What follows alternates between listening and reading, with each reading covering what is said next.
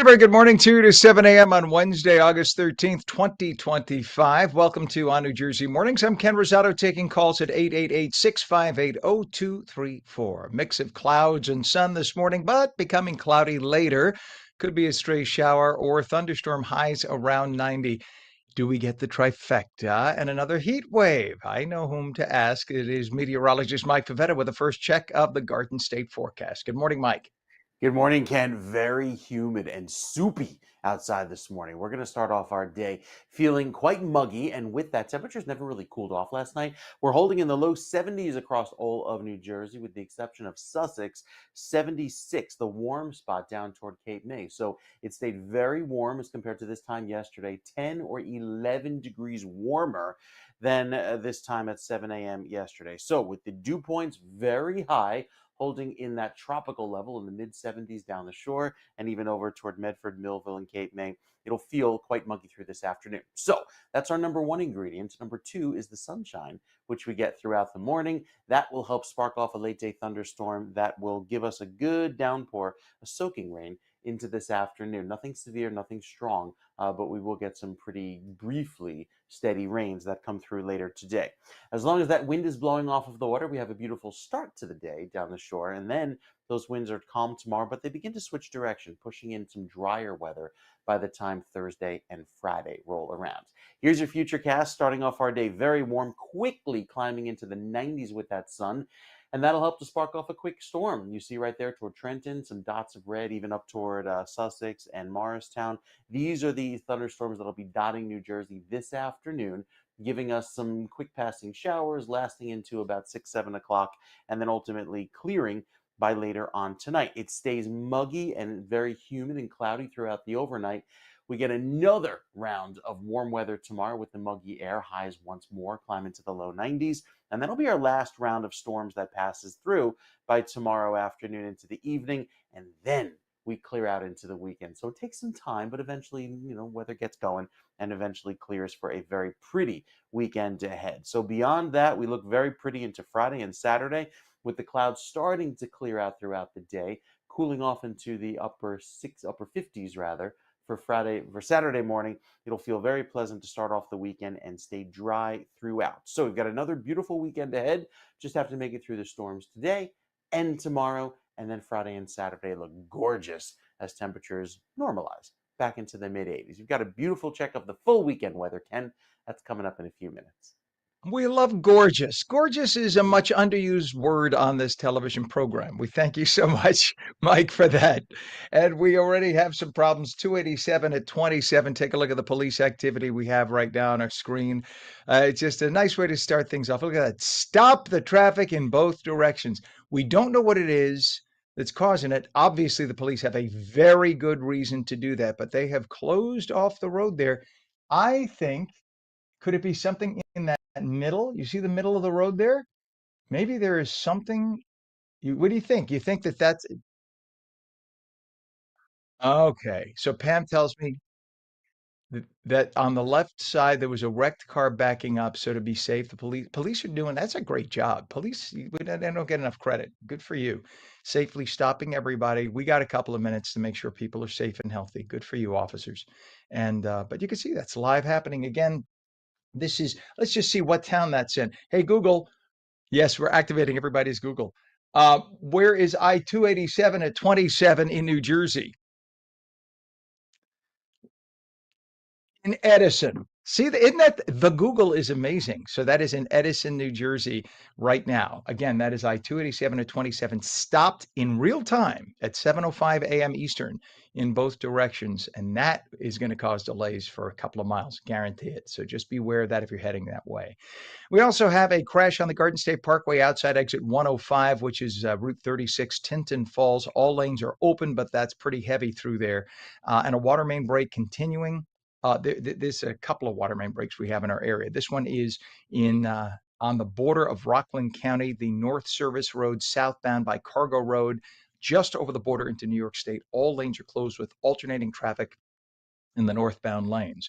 The Hudson River crossings right now, it's only 10 minutes at the Holland Tunnel. It's 15 at the Lincoln. And we take a look at the 8095 approaches, upper and lower levels of the GWB. Is that what that is? Yeah, I guess that's a different angle, but that is the approach to the GWB, and you can see it's wide open right now, moving quite well. It is 7:06, and one swimmer has died. Four others were rescued after being caught in a dangerous rip current at Webster Avenue Beach Monday evening. The Seaside Heights Fire Department did respond, deploying jet skis to save the distressed swimmers. All five had to be rushed to Community Medical Center in Toms River, where one man was pronounced dead. The other four are in stable condition. The beach was unguarded at the time, as lifeguards had ended their shift already. Authorities note this follows another recent rip current involving 10 others over the weekend. If you see signs, or you should check your apps to make sure that there's no active rip current when you go in the water. And if you see that there is a sign for it, please heed the warnings, because rip currents are nothing to kid around about. I've known adult men who are good swimmers and big buff guys who've gotten ripped right out. You have no power against the power of a rip current. 7:07 in Patterson, frustration mounts as residents face yet a fifth day with little or no water after a 143-year-old water main broke on Friday. Nearly 200,000 customers. That would be multiple people per household. So 200,000 customers could mean 500,000 people. Remain under a boil water advisory, with some relying on portable showers and toilets at a local high school. The city is distributing free bottled water. The repairs should be finished hopefully this morning, though the advisory may last until Friday. So, in other words, because there's residual dirty water in the pipes, keep flushing them out, and you should have the boil water alert in effect till Friday. So you could probably take a shower, or they'll make you run the water, but you shouldn't drink that water until after Friday, or at least until you get the all clear. But again, it begs the question, what have you done, leaders of Patterson in and around and Passaic County? You've had the money, you've had the highest taxes in the whole country for decades. The Democrats have run that city for decades. Yet you did nothing about fixing up the infrastructure. Let's take a listen. Yesterday, I talked about my colleagues, the other mayors affected in their municipalities, and said, now's not the time to point fingers. Now's the time for all hands on deck. As mayors, we are not responsible for the repair, but we are committed to the relief for our residents. And I often manage expectations of our constituents by saying that mayors are not magicians. We don't have a magic wand and we can't wave it and have whatever ails us disappear.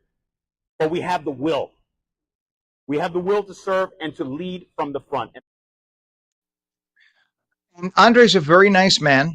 I like him a lot. I think he's a good guy, and I think he has a good heart, and I don't think he's being dishonest at all. Okay, that's Andre Saya, the mayor of Patterson. But what I would say is this, Mayor. As mayors in that area, you knew for years your infrastructure was crap, that it's old, that it needs to be fixed. When you're the local mayor, it should be first on your list, not, what little games can I give people and what little toys to make them smile. First thing on your list should be, guys, meaning ladies and gentlemen of the city, our infrastructure is crumbling. We're going to have this happen unless we fix it. I didn't know. I don't live in Patterson. I didn't know you had 150-year-old pipes.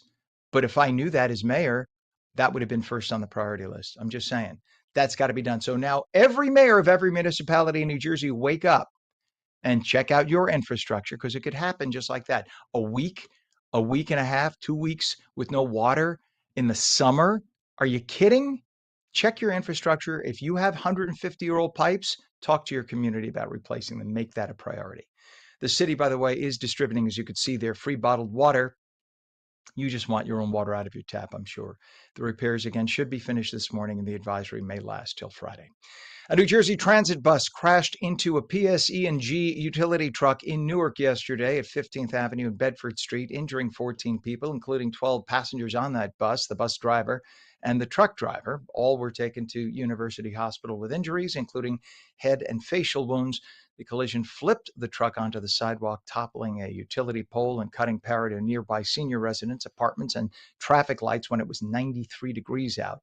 A witness reported the truck was stationary when the bus swerved into it, so ostensibly saying it wasn't the truck driver's fault. 7:11 right now. The FAA seeking to extend flight caps at Newark Liberty Airport through October of 2026 due to ongoing staffing shortages and runway construction. Now, they've already redone one of the runways. I think they want to add some extra touches. They want to put in new lighting. These are all things that are extras. It's perfectly safe to land there right now, but these are things that pilots prefer. So they want to make Newark Airport a state-of-the-art airport, which is what it should be in the New York tri-state. The current limit, by the way, of 34 flights per hour, which began this summer, was set to expire by the end of the year, but now they're going to extend it through the middle of next year because they don't have, you can't just say, hey, would you like to work as an air traffic controller? Come on in, we'll train you today. It takes years to train these people. And you could blame the previous administration. They should have been training people. Instead, they were worried about DEI. And what we ended up having was not that when we say DEI, what they did was they literally set aside jobs, would not give it to qualified people who were Asian or white because they wanted to make sure that Black, Hispanic, anyone else, Pacific Islanders could apply for those jobs. And it's not that people couldn't, they just didn't. They did not. They chose not to. But yet we set aside those jobs. And even though we had qualified candidates from other ethnic groups, and there is a whole story the Washington Times wrote about this, even though we had qualified people from other groups, first the Obama administration, later the Biden administration chose not to hire them. So if you're wondering why now? Why are we finding out we have a shortage? It takes years. And they knew that if the blank hit the fan, they wouldn't be in office anymore. They don't care. But this was on them. This was on Mayor Pete, actually. This was literally his job. He had but one job and he effed up. This is why you'll see him running for president. He fancies himself president. This is the same guy who, the minute he got the appointment, leaving the mayor of South Bend, Indiana, to become the head of the transportation department. And what did he do? He decided that he and his hubby at that point were going to have babies, adopt babies. So they decided to adopt babies when he was taking office and take 4 months off at a time that the new incoming president needed you most. That's when you decided to go on paternity leave. Give me a break. He has no responsibility for anything and anyone but himself. The extension, by the way, could make catching flights into and out of Newark a little more challenging through next summer, but when all is said and done, it's going to be a diamond of an airport. It's pretty good now. I was just there last week. Pretty good now. 7:14, New Jersey Congresswoman LaMonica McIver vows to continue fighting for congressional oversight of immigration detention centers despite facing federal charges for allegedly assaulting officers during a chaotic May visit to Newark's Delaney Hall. Speaking at a Jersey City event, McIver called the charges, which carry up to 17 years in prison, stressful, but she remains defiant, joined by Representative Rob Menendez, son of Senator Menendez, who is now in prison. McIver pleaded not guilty with her trial set for November. The two criticized conditions at Delaney Hall and Trump's immigration policies, including a proposed camp at Fort Dix, which, by the way, she did not complain when Fort Dix was used by the Obama administration to put about 1,000 migrants from Haiti. That's what the Obama administration did, not a peep out of Congresswoman McIver. But when the Trump administration wants to do the exact same thing after her party let in millions of people illegally and we had nowhere to put them, now she's saying she's against it. Where were you during the Obama administration, McIver, huh? Just curious. 7:15, pharmaceutical giant Merck is cutting 6,000 jobs globally to slash $3 billion in costs by 2027. In New Jersey, 58 positions at its Rahway headquarters will be eliminated by the 14th of November per a WARN Act notice. WARN is an acronym, of course. Merck, employing over 8,000 in the state, remains committed to New Jersey, having invested nearly $3 billion here since 2018. The company also plans on closing its Northumberland County, Pennsylvania plant, and that will impact 163 workers. Dermarite Industries, a New Jersey-based manufacturer, voluntarily recalling multiple hand soaps, cleansers, and antiseptic products due to a contamination with Burkholderia cepacia, which is a bacteria that can cause serious, potentially life-threatening infections, especially in immunocompromised individuals or those with chronic lung conditions. The CDC warning the bacteria found in soil, water, and contaminated products may resist antibiotics, complicating treatment. Affected products have expiration dates July 2025 through February 2027. In a heartwarming display of community spirit, Gotham FC players brought joy to 13 RWJ Barnabas Health hospitals across the New Jersey Monday. The professional soccer stars visited patients and staff, delivering gifts, signing autographs, playing soccer, dancing, and sharing stories. The infectious energy and countless photos left smiles on so many faces, uplifting hospital community members. And on Monday, the Jonas Brothers, New Jersey's own, kicked off their Jonas 2.0 greetings from your hometown tour at MetLife Stadium with a heartwarming moment for 16-year-old Gabby Bream of Toms River. The trio invited Gabby, a former patient and ambassador for Children's Specialized Hospital, backstage for a personal meet and greet. Gabby, who survived a brain bleed at 13 that left her paralyzed, credits the hospital's intensive rehabilitation for restoring her mobility and giving her a second chance at life. A longtime supporter of Children's Miracle Network hospitals, the Jonas Brothers made Gabby's dream come true, creating a miracle moment that she will never forget. They're just good people. Thank you, Jonas family, for being from New Jersey. 7:17 right now, 71 degrees already. When we come back, New Jersey Globe editor David Wildstein will have the latest on New Jersey's political scene with the inside edge. Clouds and sun this morning, becoming mostly cloudy later, maybe a stray shower or thunderstorm, highs around 90. Meteorologist Mike Favetta returns with a full Garden State forecast. You're watching on ONNJ Mornings. Don't go away.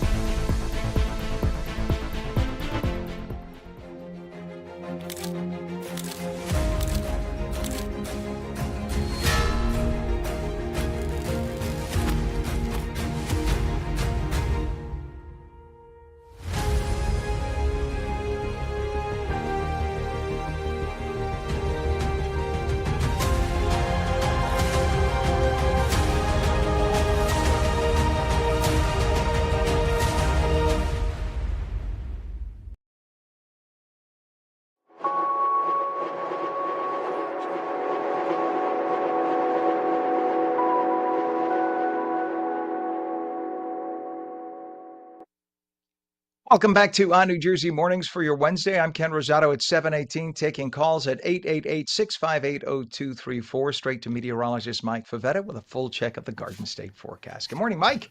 Got to look good for this morning's show because we got a beautiful day ahead. You couldn't not look good. I'm sorry. Oh, come on. You kidding me? With the hair falling down, the jacket, like whatever. You know, it's one of the first nights my son has slept through the night, like in a 6-hour stretch. So we're doing good here, that's Ken. A blessing. Yeah, we're making it. So, as we look Amen. ahead to the sunshine today, it's going to be hot, it's going to be humid, and there will be some thunderstorms pushing through. So especially down over toward the shore points, you get a decent morning. It'll cloud up by this afternoon, and then once we get to around 1, 2 o'clock later on, that's when the storms come through. Warmer inland west of the Parkway, temperatures climb into the low 90s. So a very warm start to the day with it feeling quite humid. We'll talk more about that heat index coming up. No, I haven't shown that in a while, given how hot it's been. As far as temperatures today, it'll start to feel warm. The smoke, not so much a concern. The heaviest of the smoke way to the north and west. So our smoke concerns are good. And in fact, our air quality improved quite a bit for today. That's some good news. So we get nice dry weather to begin, but here are this line of storms that move on in for later today. And again, they won't be severe, just a few quick downpours, and then give us a nice finish to the day. So until those storms come in, the UV index is very high. As far as the dew points or that humidity, the air is saturated throughout this evening into tomorrow morning. Another very dewy start, starting off quite humid and muggy with those dew point temperatures in the mid 70s. Again, that's tropical. By Friday morning, we start to see that drop and clear. And it looks quite pleasant going into Saturday and Sunday with a nice dry morning there in the northeastern corner of the state. Still quite humid down the shore. So if you have weekend plans to go to the beach, yes, it'll be sunny this weekend, but you'll also start to feel that humidity build back in by the end of the weekend. You see a few blobs of green there. Not to worry. I think we'll stay dry this weekend. And with that, a few clouds return for Monday afternoon into Tuesday, but it's another round of warm weather again next week. Not anticipating 90s, but we'll be teetering on that upper 80s, 90-degree mark going into next week. So the weekend starting off nice and dry, especially for Friday, climbing to 92 by Sunday, yet again with more humidity building by the end of the week. We've got your tropical update coming up, and we'll also talk about how much rain certain neighborhoods here in New Jersey could see coming up with your next weather update, Ken. All right, we like that, sir. Thank you very much. But you really can feel the stickiness. I believe the term, if you're going to do Italianglish, it would be the sticchezza. Sticchezza. For those who don't speak Italian, ezza is like "nis" in Uh-huh. English. But So that is so sticky. close to a curse word. It sounds so right, Yeah, but so sure. wrong at the same time. You see, well, I was trying to go this way, and you just there we go. But yes, so it is sticky, and it's I here in northern New Jersey, 71, 72 in Trenton, but it's just you could. I even have the schwitz on the face Oh because, yeah. of course, I had the AC is still set to the overnight. I didn't set it to the morning yet, so it's still a little schwitzy in here. All right, Michela, thank you, sir. We will check back in just a little bit. 7:22, and we do have some issues to tell you about. Still that Edison issue that we showed you where there was stop traffic. It's now moving, but there are residual slowdowns. This is in Edison 287 at 27. So it's nice to see it moving, but that's heavy traffic. That's going about 15, 20 miles an hour. Where that little dark section is in the middle of your screen above the 888, that was absolutely stopped dead about 10, 15 minutes ago because there was some breakdown on the left side of your screen. All been cleared. The police did a good job. Actually, maybe not. If you see in the middle of the screen on the left, there's lights, right? Yeah, so they got them on both sides. The police are on both sides of the road, but at least they cleared and opened the roadway and did so very safely and efficiently. Thank you, officers, for doing that. But that is on 287 at 27 in Edison. Heavy but moving, but you might want to think of an alternate route for a little bit to come just until that all clears up. On the Garden State Parkway, outside exit 105, which is Tinton Falls, New Jersey, we have a crash reported. All lanes open to traffic, but things are kind of slow through there. And we have just want to show you Route 3 at Route 17 in Rutherford. It's moving. A couple of minutes ago, that was pretty heavy. Now it's moving pretty well. So I think that's just morning volume. As people drive into the sunshine, they tend to tap their brakes. But that is it's so bright, it looks like a black and white picture, but that's not. That's actually a color image. Route 3 looking east in Rutherford, New Jersey. Delays into the GWB right now, the lower level eastbound. Let's take a look at the 8095 approach. If we have it, they give us a weird camera shot before. So we're told right now that's a weird shot. That's not our normal shot.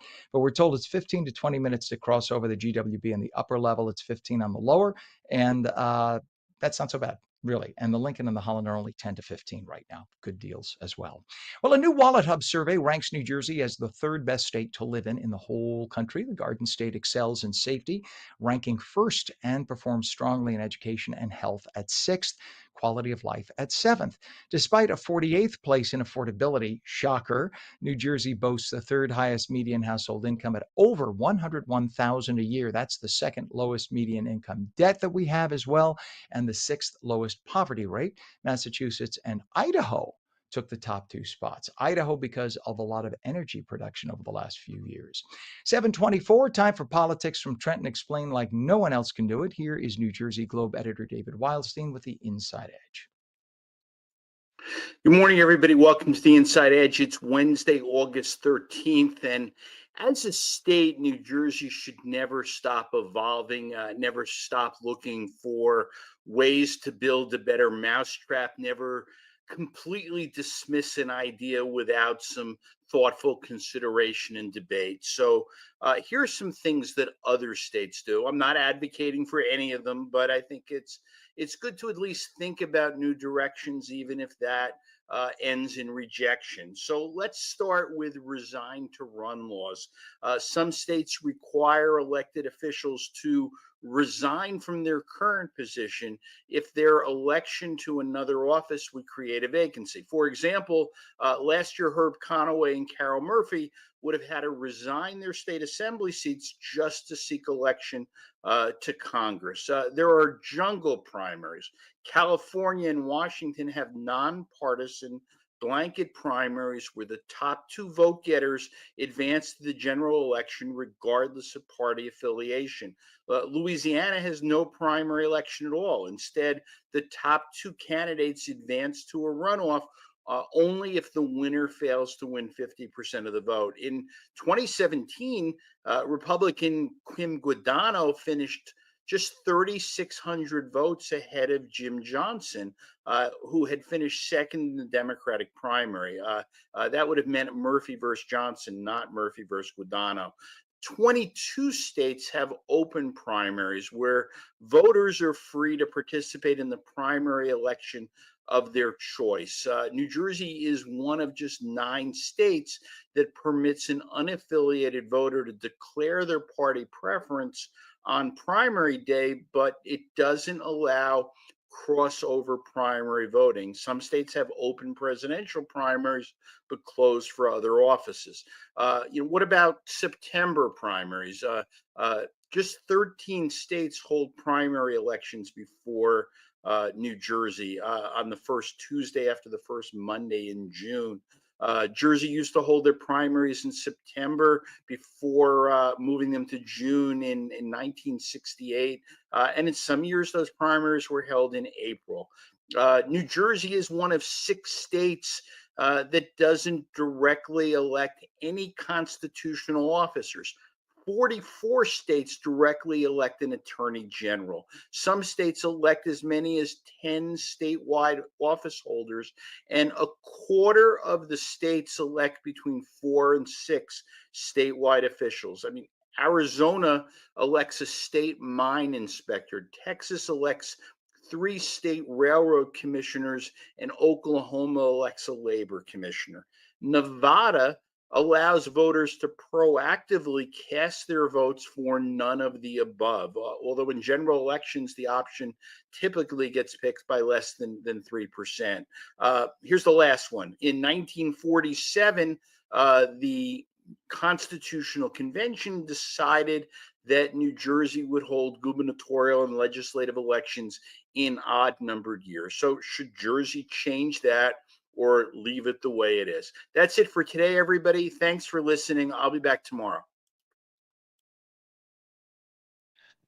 And thank you very much, sir. It is much appreciated. We have 728 right now. A Louisville woman was abducted from her home along with her 2 children before being forced to withdraw $20,000 from a local bank. This happened at knife point, the knife to her neck in front of her children on Friday morning.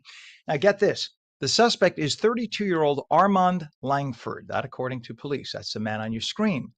Police say that he was arrested later that day and faces multiple charges, including robbery, kidnapping, and assault. Well, here's the worst part. Last year, in 2024, Langford was sentenced to 14 years in prison for burglary and robbery charges, but a female liberal Democrat judge granted him what is called shock probation just months after he began his 14-year sentence. In other words, you got 14 years. A jury of your peers said so. He got a full trial, months in court. They said you get 14 years. Judge says, I don't agree. Let him out. So he goes, he breaks into this house, puts a knife to this woman's throat in front of her children, drags her to a bank, makes her take out $20,000, and he's finally arrested. But he threatened to kill her multiple times. And it just makes you think, what are these judges thinking? What are you thinking? 729. And what do you think earns more? Who do you think, I should say, earns more the first year after school, a college grad or a trade school grad? Well, if you said a college grad, you'd be wrong. According to a poll from CNBC and apprenticeship.gov, college grads earn an average of $11,000 a year less than trade school grads their first year out. They're saddled with anywhere from $30,000 to $300,000 on average of student loan debt. Trade school grads usually have little to no debt at all post-graduation. The most they seem to find in their survey is about $10,000, easily paid off in a couple of years. But almost all trade school grads have jobs lined up straight out of school, and 60% of trade school grads end up owning their own businesses. That's more than twice the number of college grads. The average starting salary for college grads right now, after spending all that time and money in school, if you could find a job, $69,000 a year. It is 72 degrees right now at 7:30. And when we come back, Bloomfield is igniting inspiration for the next generation of first responders with its Girls on Fire youth camp. We'll tell you all about it. This is ONNJ Mornings. We'll be back in 30.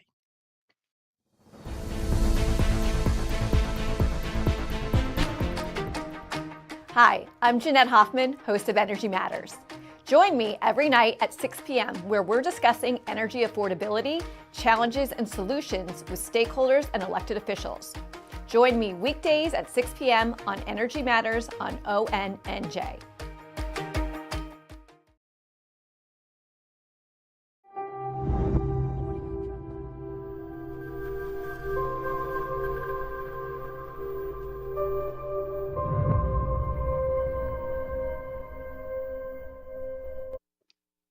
Very good morning to you. 72 degrees at 7:31, Wednesday, August 13th, 2025. I'm Ken Rosato. Welcome back to On New Jersey Mornings. A mix of clouds and sun this morning, becoming cloudy later. Could be a stray shower or a thunderstorm, highs around 90.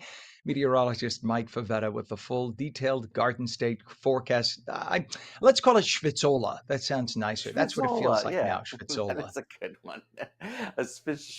Schwitzola. We start off our day. I get my tongue in order. Yeah, we're gonna start off with some very warm weather. It stays humid this afternoon, but the sunshine this morning will really heat things up quickly. Even as the sun rises, you see just a few high thin clouds there over most of New Jersey. It's a really pretty start to the day, and then you step outside and you feel that humidity right down to Atlantic City and Ocean City, where your highs today only climb to 85, but inland a little bit warmer. You have still a little bit of a sea breeze working in, making it a touch cooler at the coast, and air quality, big improvement from the last few days. We're at the moderate level, but on the lower end of that scale, thanks to the clearing and that wind off of the water. Today's high gets up to 92, far from the 102-degree record. And with those storms entering the picture from the north and west here, it's going to get pretty cloudy in a hurry as soon as probably 1, 2 o'clock. In terms of the rainfall totals, they'll be, again, light today, maybe up to an inch, a half inch, depending on your location. Some areas could pick up a little bit more. You see Hackensack, maybe up to 2 or 3 inches of rain, depending on where these storms set up, but not anticipating a slow moving system. It moves in, moves out, and that'll bring back another round of pleasant weather by the end of the day tomorrow. Water temperatures nice and warm. This is the warmest they get all year, climbing into the upper 70s there at the beaches. So if you head to the beach today, plan on a mostly sunny start, but rain this afternoon, and there's your sunset happening just after, just before 8 p.m. Moderate risk of rip currents due to those winds coming in off of the water, and with the forecast pointing to sunshine until about 1, 2 o'clock, then we'll see those storms develop even down the shore. Not expected to be severe as they move on through, giving us a little bit of wet weather. And then tomorrow morning, starting off a bit cloudy, turning sunnier, another round of storms in the afternoon. And then that moves on by and eventually clears for a very pretty start to the weekend. In fact, the futurecast showing most of the rain exiting by Thursday night. And with that, the clearing happens on Friday will feel very pleasant because it's accompanied by the dry weather. And that lovely high pressure will settle in and make for a really pretty day as we look forward to another humid finish to the weekend. So we start off this weekend nice and dry, low humidity after what feels like a pretty humid day today. Tomorrow, extra humid with those showers again, and then drier by Friday. Saturday is going to be a lovely morning, dry, sunny, beautiful. We get another great weekend. Highs climb back into the low 90s for Sunday, and then we start to cool off by Monday and Tuesday yet again. I think the shore points are a little bit more humid. That'll keep temperatures in the mid 70s overnight, but we're back to the low and mid 80s this weekend with very pleasant weather, even lasting into next week. So very nice weather, especially as lots of people going on vacation and wrapping up the August vacation season with some sunshine at the beach. Got great weather all around New Jersey for the next few days, Ken. Well, thank you for delivering, Mike, the best darn meteorologist on the planet, but that's just my own little humble opinion and that of 10 million other New Jersey residents. We appreciate you, sir, as You always. bet. 73 degrees, 7:35 right now. And we do have a little bit of traffic in the area. Not massive, not massive. Don't worry. If we could show Pam, I don't know if you have it. If you don't, that's okay. Mile marker 9929 south of Garden State Parkway. This area that we're going to show you. Yeah, that's it. That's it. That's the one. You got it. Pam is always rocking. So this looks fine here, and it is just a little foggy, low fog there, showing stability in the atmosphere. But as you get just beyond that point within the mile, we're just showing this to give a figure, if you will. We do have a crash to report, and that's at exit 105. So just a little bit from this mile marker point, you do have a crash, and that's in the vicinity of Asbury Park, et cetera, and the Garden State Parkway. Just be aware of that. It's not causing massive delays right now. What we do have is delays at the Lincoln Tunnel right now to report. Apparently, the Lincoln Tunnel Center Tunnel eastbound has just massive delays volume. They're saying that it's 15 to 20 minutes now crossing into New York. And we have 10 minutes at the Holland Tunnel. The GWB upper and lower level approach is still moving pretty well at only 10 to 15 minute crossover time. And there it is. Very nice. Always nice to see that wide open. 736, Bloomfield is igniting inspiration for the next generation of first responders with its Girls on Fire Youth Camp.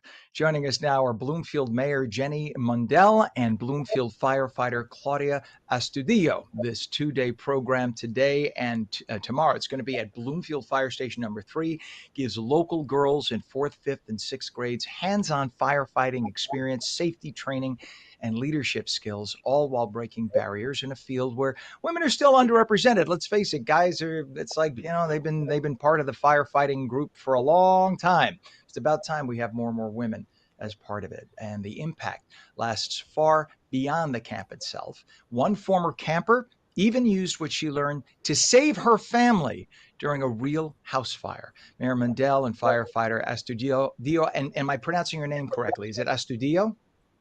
That's perfect. All right. Thank you. Good morning to both of you. Nice to have you on. I was a neighbor. I lived in Bloomfield. In Belleville, right on the border of Bloomfield for years. And a buddy of mine, my best friend, lived in Bloomfield. So Bloomfield's a great community. I used to go downtown there to a couple of different restaurants back in the day. They're not even there anymore. And I used to go to the McDonald's in Bloomfield all the time. That was my Mickey D's, just so you know. Anyway, it's good to have you here. And talk about, Mayor, let's start with you. Let's talk about why Girls on Fire is such an important program for Bloomfield right now. Sure. And good morning, Ken. Thank you for having us today. I think it's really important because girls and boys all need to know possible futures for themselves. And in order to do that, we really need to have representation that they can see people that look like them in various roles that maybe traditionally they hadn't seen themselves in before. Yeah, it's essential. And for Claudia, how did you feel when you first heard about this program, and were you excited to take part? Absolutely excited, beyond excited and honored to be part of such an amazing project. It's so nice to see that it's offered, and thank you to the people of Bloomfield for having this.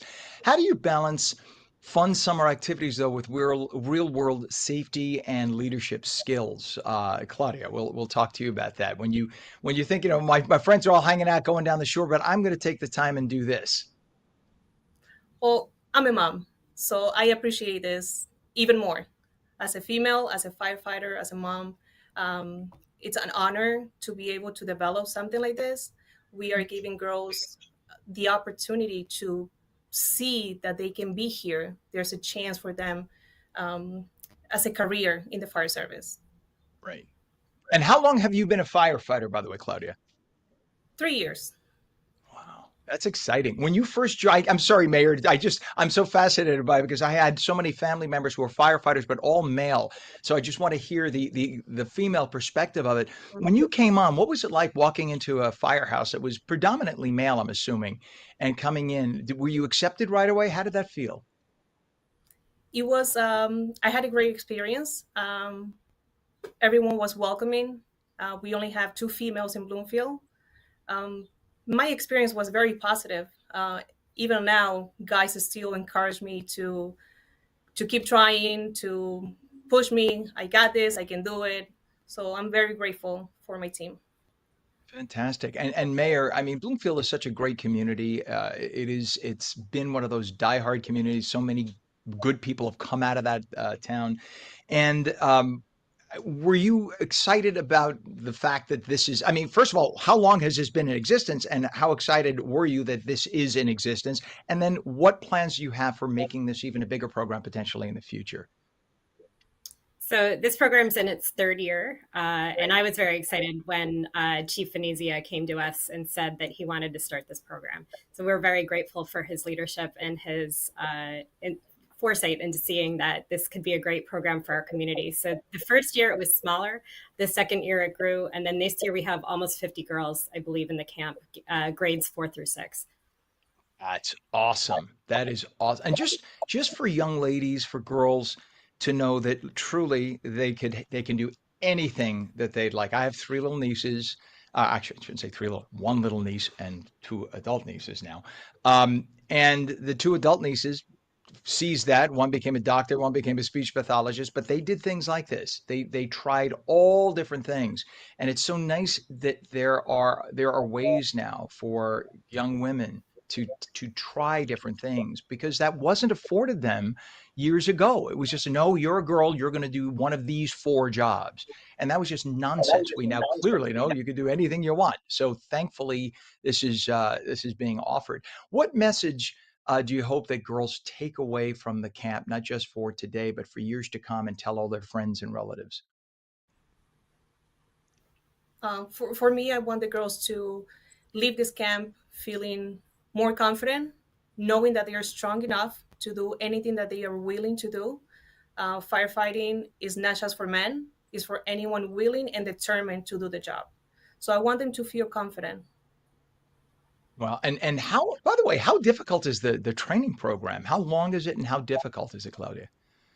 It's pretty intense, pretty intense. The initial fire academy is, at least it was the toughest part for me. Having a balance between family and this new career, I think that's the toughest part. Well, I could imagine. And by the way, just for the record, I live very near the firefighters' home here in northern New Jersey. So a lot of firefighters from all throughout, certainly northern New Jersey, come and visit people here all the time. Firefighters, I think, just do not get the proper amount of respect. Just because people just assume you're there, you'll take care of it.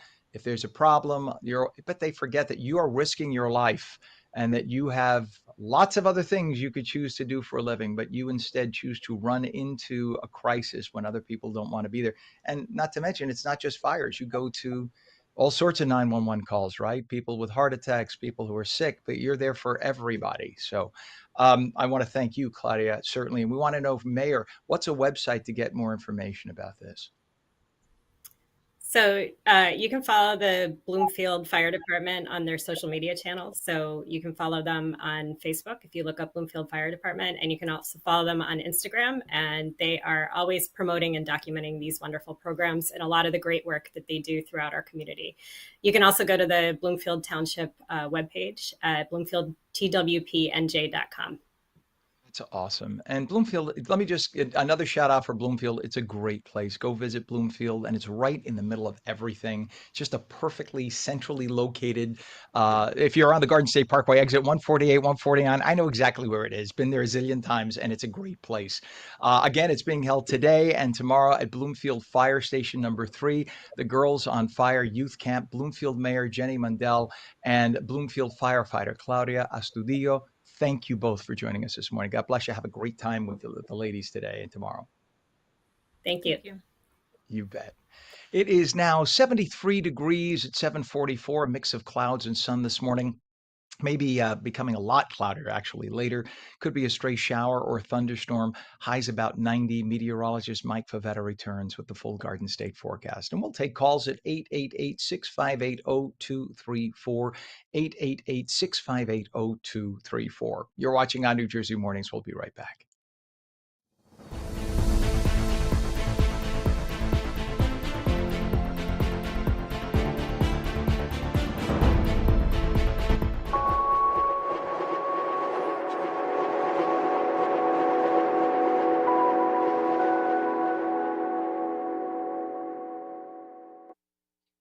And welcome back to On New Jersey Mornings. I'm Ken Rosato, 745, taking calls at 888-658-0234, 888-658-0234. A mix of clouds and sun this morning, becoming cloudy later. Maybe a stray shower or thunder shower. Sure. It sounds like Worcestershire sauce. Highs about 90. Straight to meteorologist Mike Favetta with the Garden State forecast. Mike, I'm literally dabbing. The humidity level is just it's like 2,000. How does it get to 2,000%, by the way? I thought it only ended at 100. It's just a swimming pool outside. It's a swimming pool. It feels humid. It feels warm. It's not really going to get much better by this afternoon. It actually gets more humid, Ken, for tomorrow morning. So if you think this is bad, just wait till Thursday morning. And then I know, sighs all around, even from the director booth. But hey, we're going to enjoy a nice, pleasant feel come Friday. That'll dry things out into the weekend. So a nicer feel once we get to this upcoming weekend. Very warm and muggy from Newark. We start off your day feeling like 80 degrees. It'll rise to 91 later on, 88 in West Milford, 89 in Sussex. You get the thunderstorms first later today, around 1, 2 o'clock this afternoon, and then the rest of the state by this evening. The drought monitor, well, there is no drought in New Jersey. That's some good news, but we are at a rainfall deficit, about 69% of average. That translates to about 2 to 4 inches of rainfall deficit over the last month. So it has been pretty dry, even though certain areas picked up some more wet weather. The system we've been watching, Erin, that's off the coast of Africa, working its way westward. And as it does, it'll maintain its tropical characteristics, working its way just north of the Caribbean over the next few days. So there it goes, trotting in this Atlantic basin. And expected still to become a major hurricane by Sunday, and then start to move its way in between Puerto Rico and Bermuda, so somewhere away from the Gulf, from the tropics, as it starts to turn its way northward. Beyond that, kind of the long-range models give some outputs, but it's not an official forecast track. So going into the end of the month, would you believe slightly below than average temperatures? So we actually could just be in the low 80s for the next 2 weeks, which would be a nice change given how warm it's been. And then rainfall chances are on par with average. There will be a little bit of rain later today and again tomorrow, but beyond that, Friday's looking great. And Saturday and Sunday clears out beautifully. Monday into Tuesday of next week, I think you'll feel that humidity return as temperatures climb back up to around 90. Going into the shore points, I think we have beautiful weather this upcoming weekend. Great weather to enjoy the beaches both days, Saturday and Sunday. Monday and Tuesday of next week, not looking too bad either. So a pretty fair couple of days coming up once we get beyond the stubborn humidity today and that rain this afternoon, as well as the rain again tomorrow, but at least nothing severe. So looking pretty good, Ken, across New Jersey into this weekend. I notice how adjectives like stubborn follow me. They always come around me, like people who would otherwise not use that adjective. All of a sudden, comes to me. All right. Thank you very much, sir. We appreciate you. And it is as sticky as Mike was saying. 72 degrees right now. It's 73 in Trenton, 72 northern New Jersey, 748. Boy, do we have traffic issues. Do you normally take 287? Okay. I take 287 a lot. So which one? You want to do North Maple? Is that the one we're going to take? Let's go. This is in Harding Township. This is North Maple. So you see this is going about 10 miles an hour. Now the reason that's happening is the left lane of the 3 lanes is closed due to a crash just beyond those trees. So that is 287 in Harding Township. You could pick. We have Edison Township, which we showed. We earlier had that breakdown. Okay, so you want to show that cam then, Pam? All right, so this was where we had the accident earlier. This is just a couple of miles away from what we just showed you. And you can see it's heavy now, but before there were still emergency vehicles off in the distance on the sides of the road. But that was stopped. That was parked in both directions as police were taking care of a crash. You could pick any other one there, Pam, because we have a whole bunch on I-287. I want to pick 287 at US 1. 287 literally from end to end. All right, Durham Street. That's a good one. Durham Avenue, rather. So look at that. Stopped. You can see the emergency lights on the right-hand side. We're finding, I don't know what's going on with 287. Maybe it's the fact that people are driving into the sunshine and it's causing some accidents.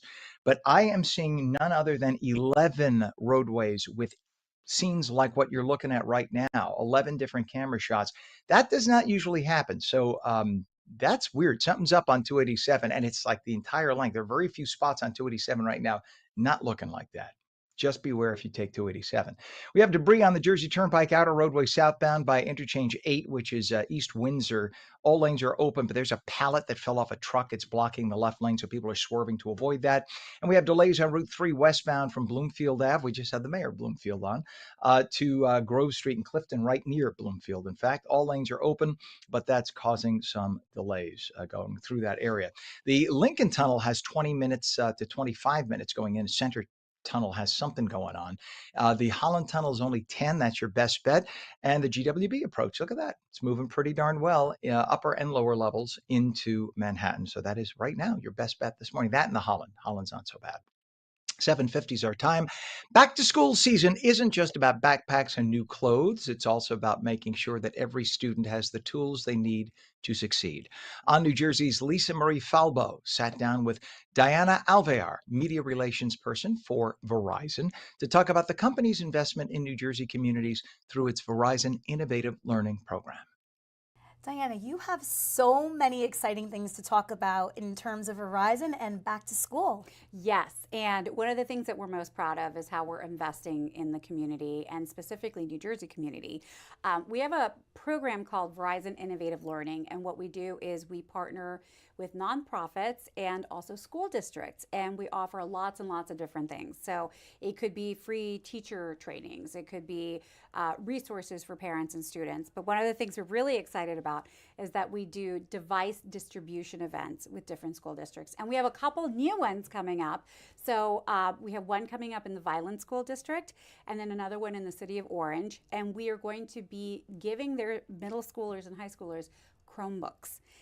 We just feel very strongly that no kid should be kept back from succeeding because of digital things or not having the right devices or things. And so this is a really great way for us to partner. Every kid gets the same thing. They learn how to use them. They're able to complete their work well.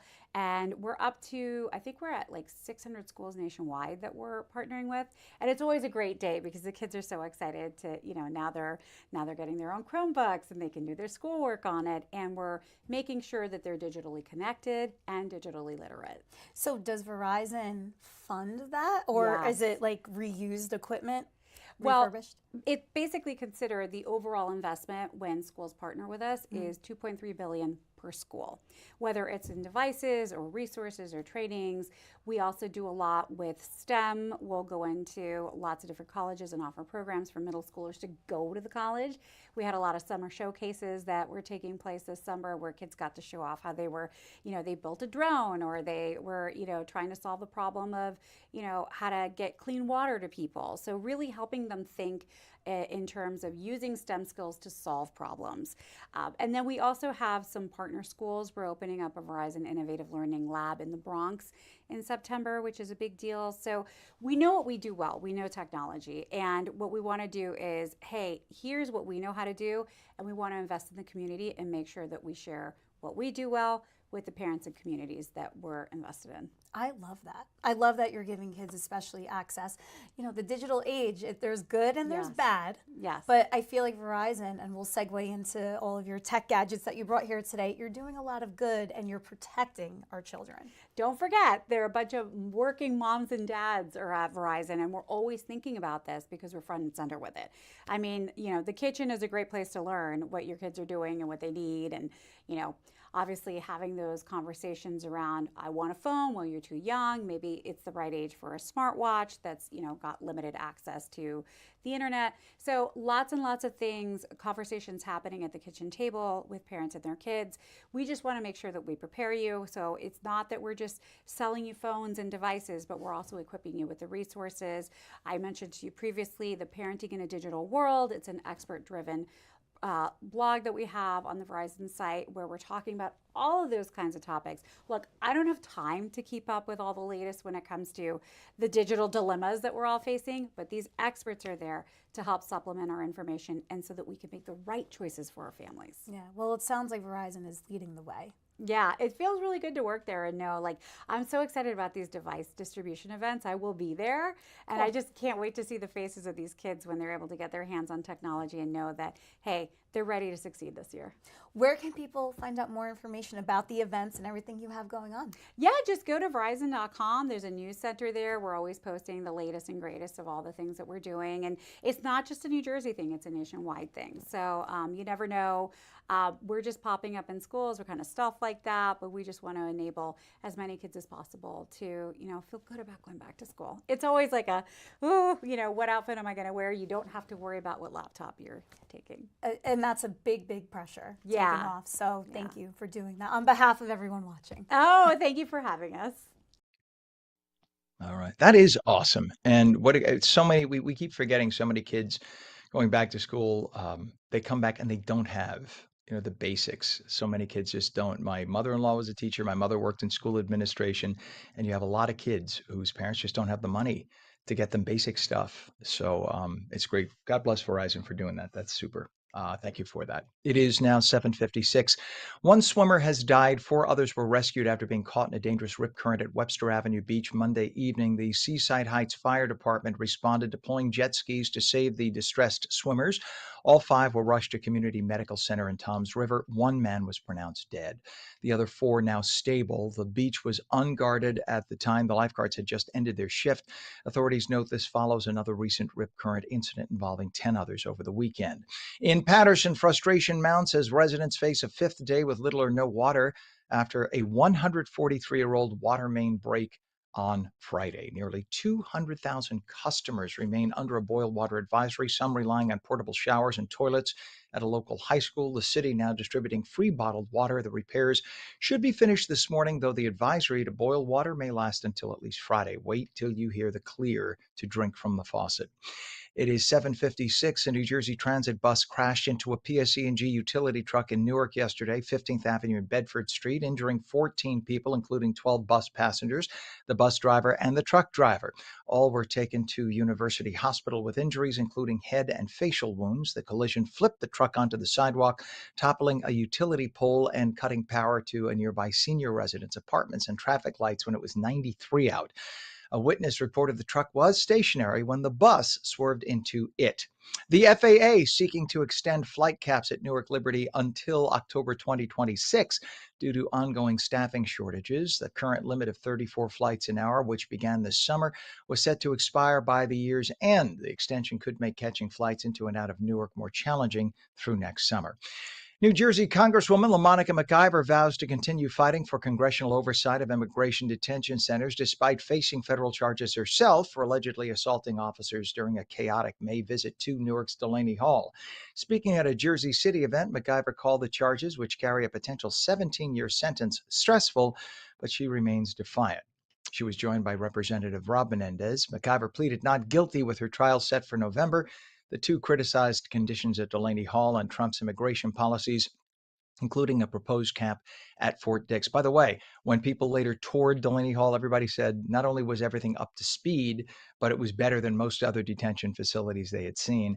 And Fort Dix was used by the Obama administration for several years to house immigrants from Haiti, and there wasn't a complaint lodged by McIver at that time. But now that it's being used by the Trump administration, suddenly it's an issue. 7:58, pharmaceutical giant Merck is cutting 6,000 jobs globally to slash $3 billion in costs by 2027. In New Jersey, 58 positions at its Rahway headquarters will be eliminated by November 14th, per a WARN Act notice. Merck, employing over 8,000 in the state, remains committed to New Jersey. They've invested nearly $3 billion here since 2018, and the company also plans on closing its Northumberland County, Pennsylvania plant. That will impact 163 people there. Dermarite Industries, a New Jersey-based manufacturer, voluntarily recalling multiple hand soaps, cleansers, and antiseptic products due to contamination with the so-called Burkholderia capacia bacteria that can cause serious, potentially life-threatening infections, especially in immunocompromised individuals or those with chronic lung conditions. The CDC warning the bacteria found in soil, water, and contaminated products may resist antibiotics, complicating treatment. Effective products have expiration dates July of 2025 to February 2027. It is 74 degrees now, 7:59. When we come back, this Saturday, August 16th, Carpets to Go in Brick is rolling out comfort with free carpets for students and teachers. We're going to have the details for you, and we'll take calls at 888-658-0234. Mix of clouds and sun this morning, becoming cloudy later, maybe a stray shower or thunderstorm, highs about 90. Meteorologist Mike Favetta comes back in just a moment. You're watching ONNJ Jersey Mornings, seen daily at ONNJ.com, Roku, Fire TV, News On, Samsung TV Plus, Apple TV, YouTube, Facebook, X. We're streamed on Substack, Rumble, and Twitch at twitch.tv/ONNJersey, and we will be back in 30.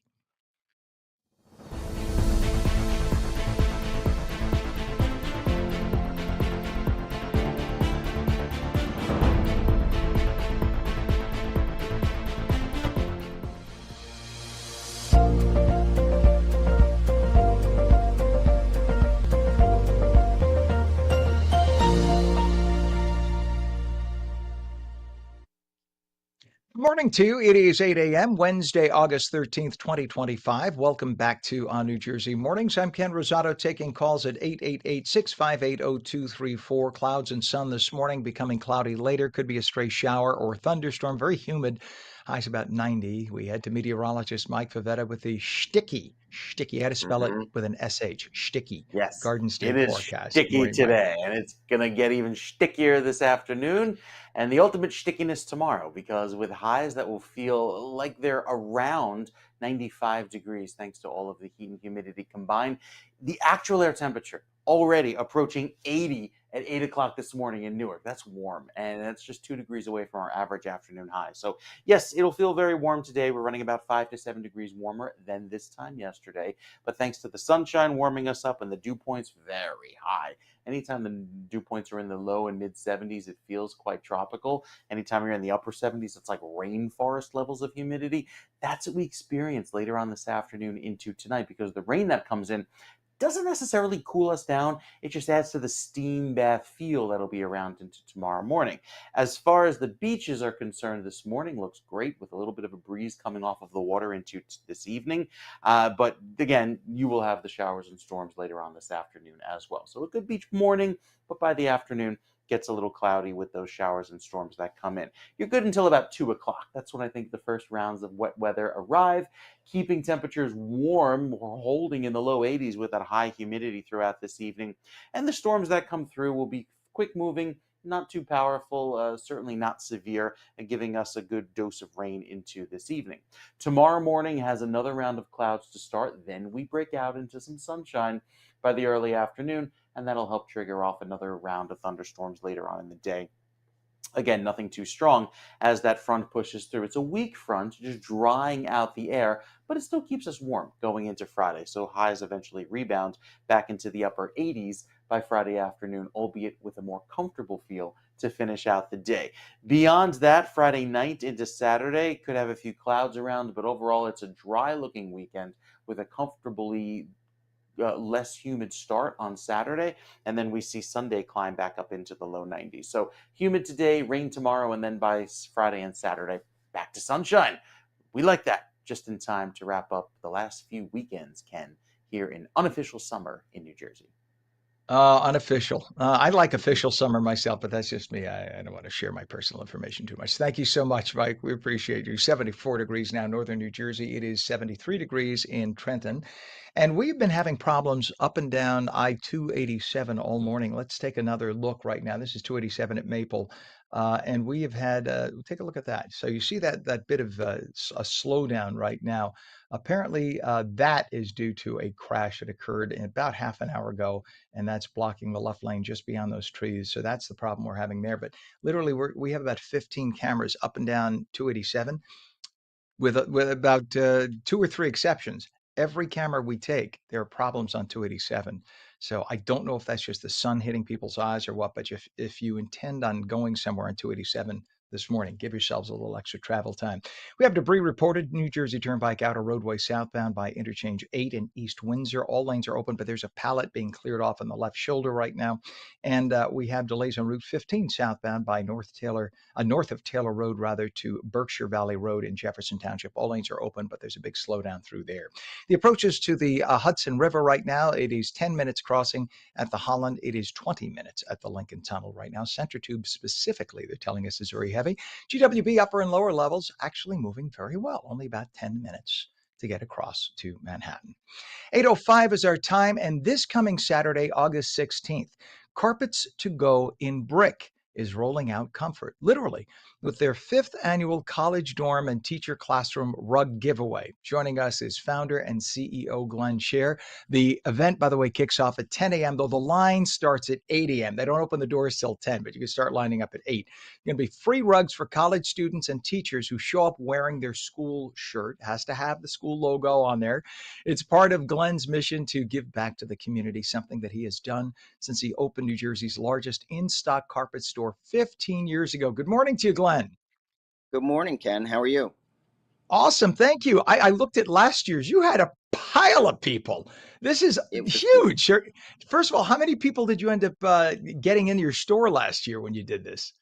So last year we gave away 80 rugs in our brick location. We actually did it a week and a half ago or 2 weeks ago in our Howell location. The line was actually wrapped around the building, and everything. It was a total giveaway. It was rugs, it was hot dogs, it was waters, it was donuts, and we were accepting donations. I had two nonprofits on the premises.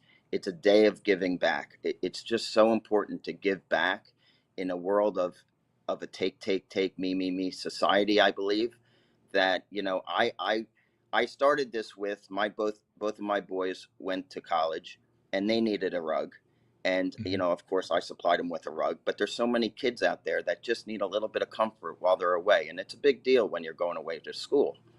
um, Right. In fact, I'm so going to that pause you. Let's go back to the start. How many years ago was it, and how did you start the whole concept and say, "Hey, I got an idea. Let's do a giveaway." Talk about that. Let's go right to the roots for those who don't know. All right. So I actually have two locations in Carpet, and I was always taught to give back to community, because if you take care of the community will take care of you.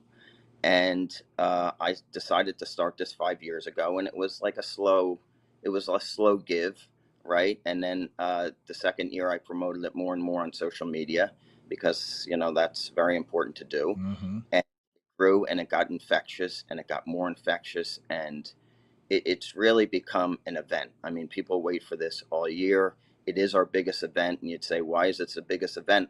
You're giving it away, but it does come back Right. to you. So, and it makes me feel good. So, And talk about the charity aspect of it, because this is it. You're right. There is something contagious about giving. Then it makes other people want to give, and then someone else hears about it and they want to give. It really is contagious. So talk about the charity aspect.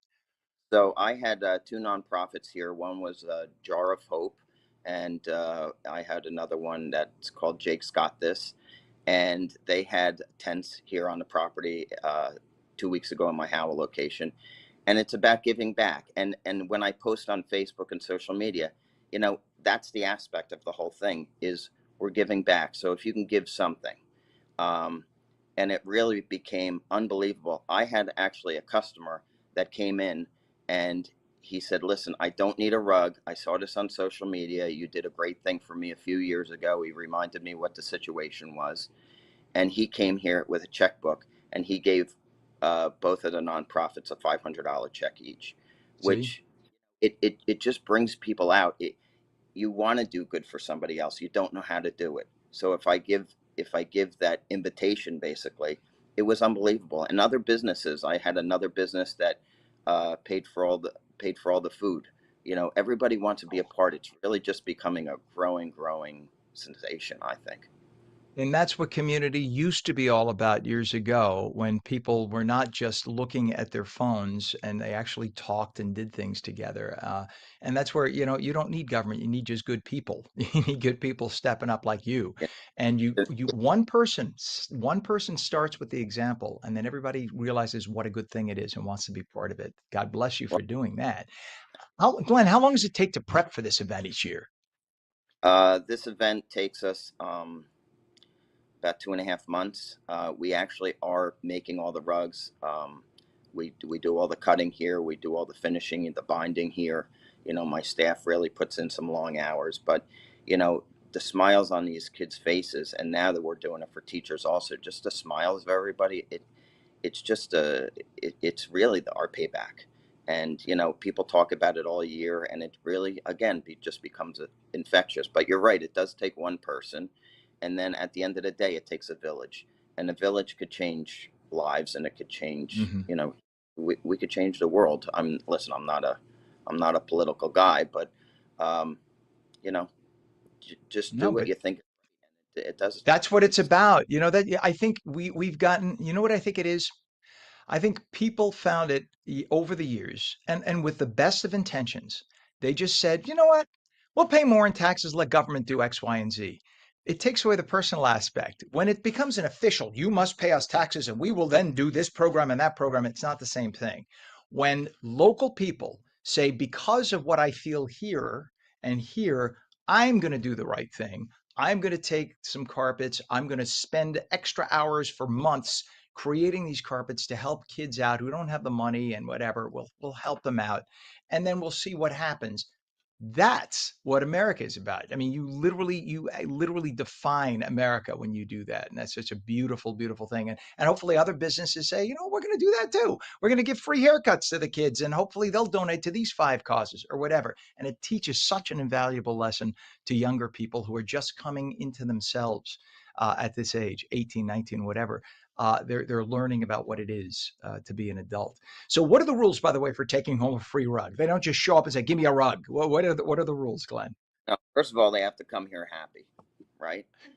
We actually, I have a day here. It's just an up day. The college kids have to be wearing a shirt of the college that they're going to. The teachers have to wear a shirt of the schools that they teach at.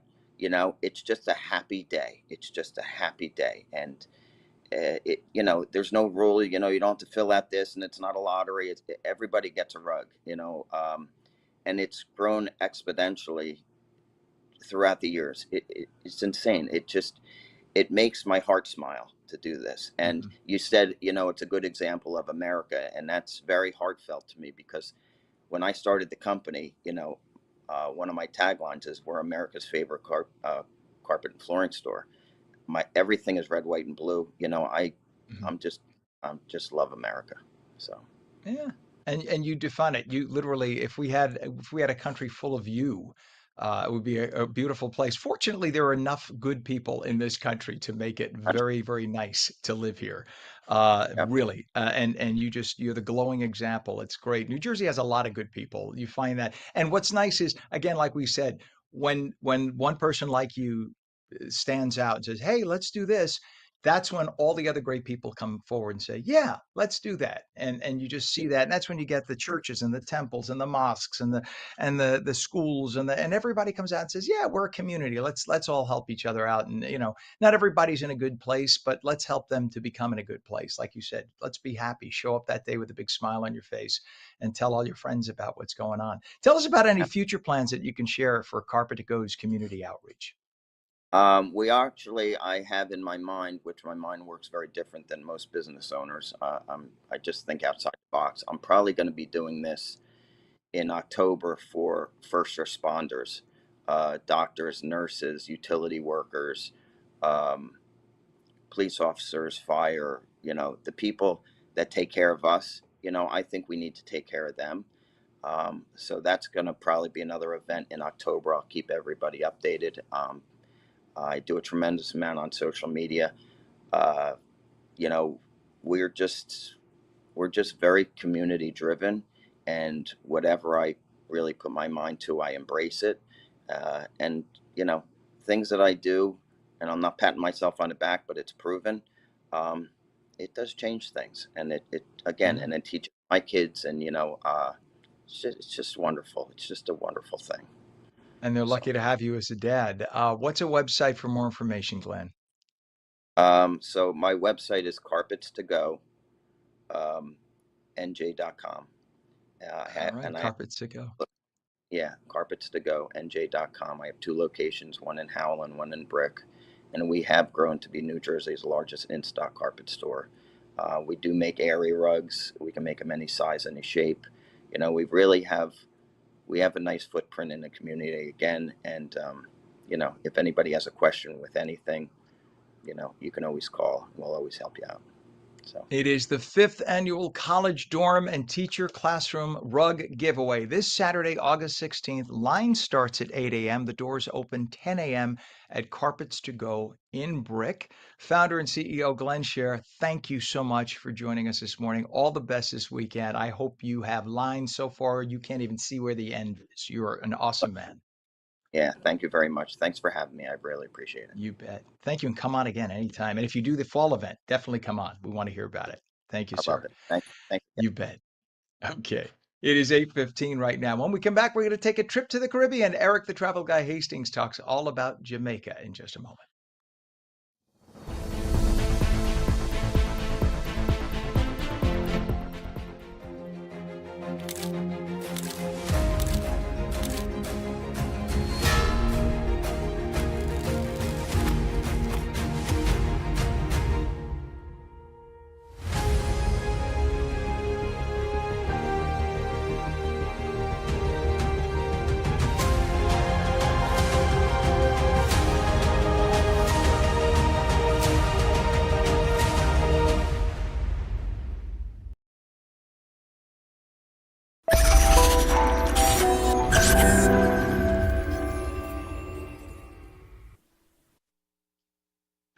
Welcome back to ONNJ Mornings. I'm Ken Rosato at 8:16, taking calls at 888-658-0234. Clouds and sun this morning, cloudy later, maybe a stray shower or thunderstorm, certainly more humid today. Highs about 90. Right to meteorologist Mike Favetta with the schwitzy.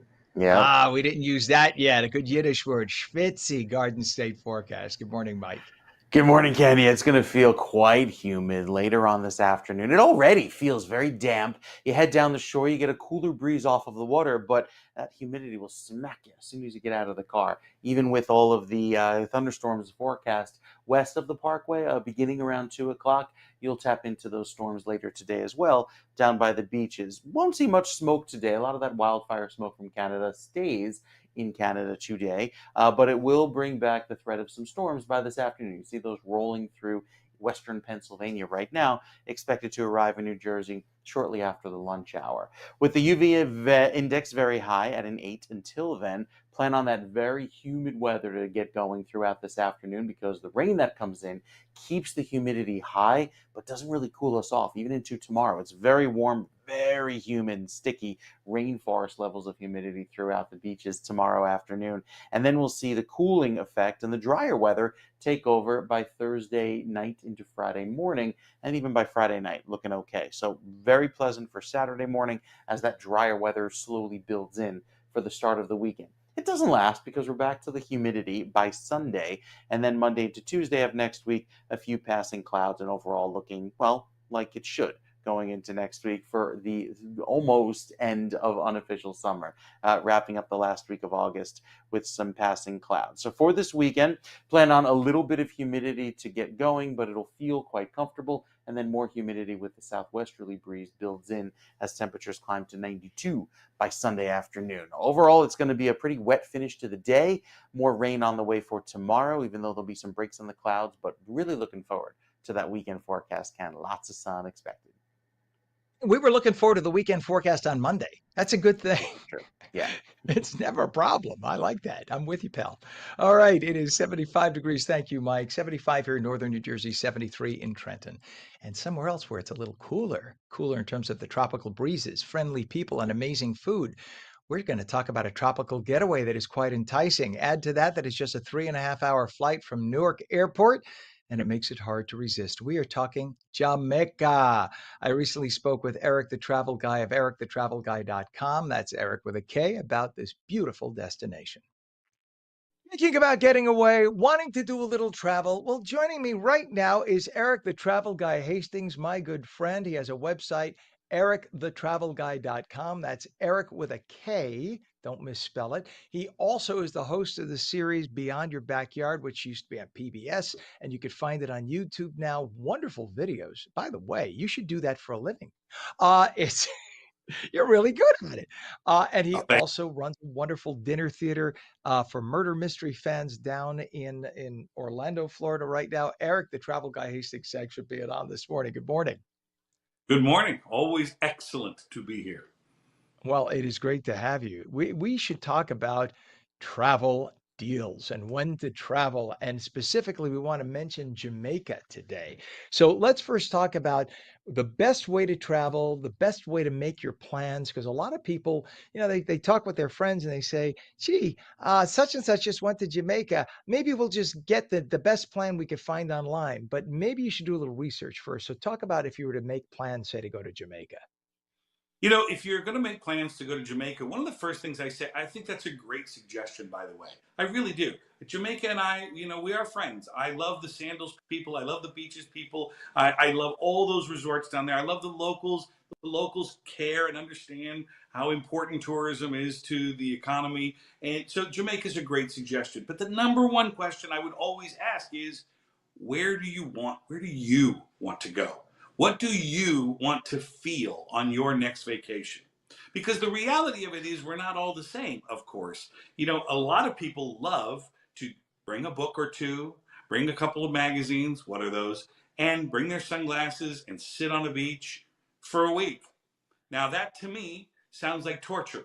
I would die within like a day. I would be bored out of my mind. But that's same place, right? Same Jamaica, different way to experience it. So I think that's a real conversation I'd like you to have with your whomever you're traveling with. Say, what do we want to do here? Do we want to explore? Do we want to do ATVing? Do we want to do, is it really just sun and surf? And so if Jamaica ticks those boxes, great.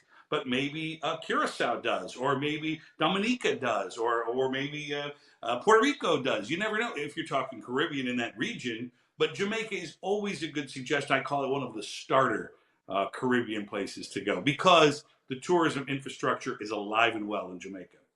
Yeah, and there's, like you said, there's so much to do. Just like you mentioned Curacao. I mean, I've been to Aruba, and Aruba's great if you just want beach, but there's really not that much more to do. And on the 1 or 2 days a year that there's rain, you're really in the hotel. There's nothing. You're just, that's it. There's like, what is it, 30 hotels on the island. It's a little island. You have the DV trees and some nice little restaurants. It's if you go to Aruba on a regular basis, you've eaten at all the restaurants at some point. I mean, they It's do very exhaust true. themselves.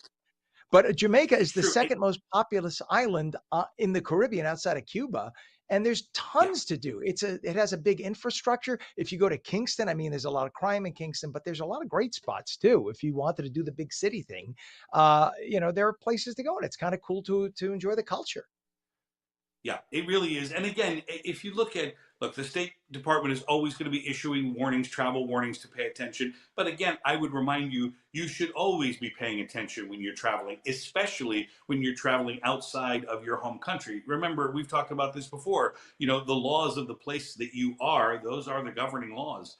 And so, you do need to pay attention to things. What are the local cultures, and do your best to respect the local cultures, same thing with the language. I mean, look, in Jamaica, there's plenty of English spoken down there, but the reality of it is there's lots of places where English is a second language. And if you can learn a few phrases, but yes, you have got a lot of options in Jamaica. And one of the things, Montego Bay is one of the best places, has the best air service, or some of the best air service in the Caribbean from major gateways, certainly here in the Northeast. So you're going to have no problem getting there. And I think that's something that's also very important to consider. Yeah, and Montego Bay's nickname is Mo Bay. That's the place where I vacationed. Mo Bay is a great location because, first off, from a beach perspective, you have the old, what used to be known as the Ritz-Carlton Rose Hall, right? I don't know what it's called today, but it's just one of the most regal properties. And remember, for those who don't know, the Jamaica was part of Great Britain, so there's still the high-end British high tea. You can go to hotels and still have high tea, and they dress impeccably, and it's just a beautiful place, and the people are so cool. When I got to Mo Bay and I got out of the airport, I was greeted by a taxi driver with a sign who stopped me politely. He stopped me and he said, "Sir, you are the person whom the government of Jamaica has officially assigned to me to you. So I am officially your taxi driver. Nice to meet you," and handed us his card. And I thought that was I mean, I'm sure he does it with everyone, but it was such a clever way to approach it. And he said, "So I am at your beck and call while you are here in Jamaica." And I looked at my husband. I said, "What the hell?" And we got in his cab. He could have been an axe murderer for all I know. He was the nicest guy. He said, "What kind of Jamaica do you want to experience?" And I said, "First of all, I'm a foodie. I want to eat where you eat." And he stopped the cab and he looked, he turned around. He said, Are you sure? And I said, Sure about "I that. want to go where you go. I want to go to chow down where you chow down." He picked us up. He says, "All right, go and enjoy the beach today. Get ready at the hotel. I'll come by and get you at about 6 o'clock, and I'll take you to my friend's restaurant." Now, talk about down a dirt road, make a left turn. I thought we were being kidnapped. I figured we're not coming back. He took us to That's this right. hole in the wall, and I paid for dinner for the three of us. It was him, Chris, and me, my husband. I paid for dinner. We had like 5 courses. I think it was $20 for the three of us. I'm not kidding. Yeah. Everything Yeah. was spicy as hell. I will say this because I asked for it, but it was Yeah. the best food I ever had. It was real, authentic Jamaican down home, and the people treated us like just gold. And he introduced us to everyone. Everybody was a cousin of his. Everybody was a cousin of his. We had the best time.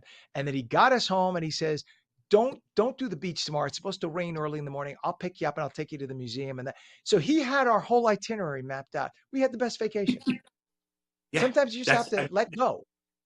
Yeah, sometimes you do. Obviously, you need to be safe. Of course, you need to be vigilant. You need to pay attention to your surroundings. You need to not be wearing expensive, flashy jewelry, which I know you don't when you travel, Ken. But I mean, the fact of the matter is, if you ask some very basic questions of the locals, they'll tell you, oh, and they don't want anything to happen to you. They're not going to send you to a place that's not safe. Listen, there's unsafe neighborhoods in every town in the world. Just don't go to them. There, it's as simple as that. They don't usually bother you. You don't need to bother them. We're good. Let it go. Let there be separation. I think one of the things that I learned on my last trip, we've done 2 episodes there. We just did one in the day in the life of a all-inclusive resort general manager.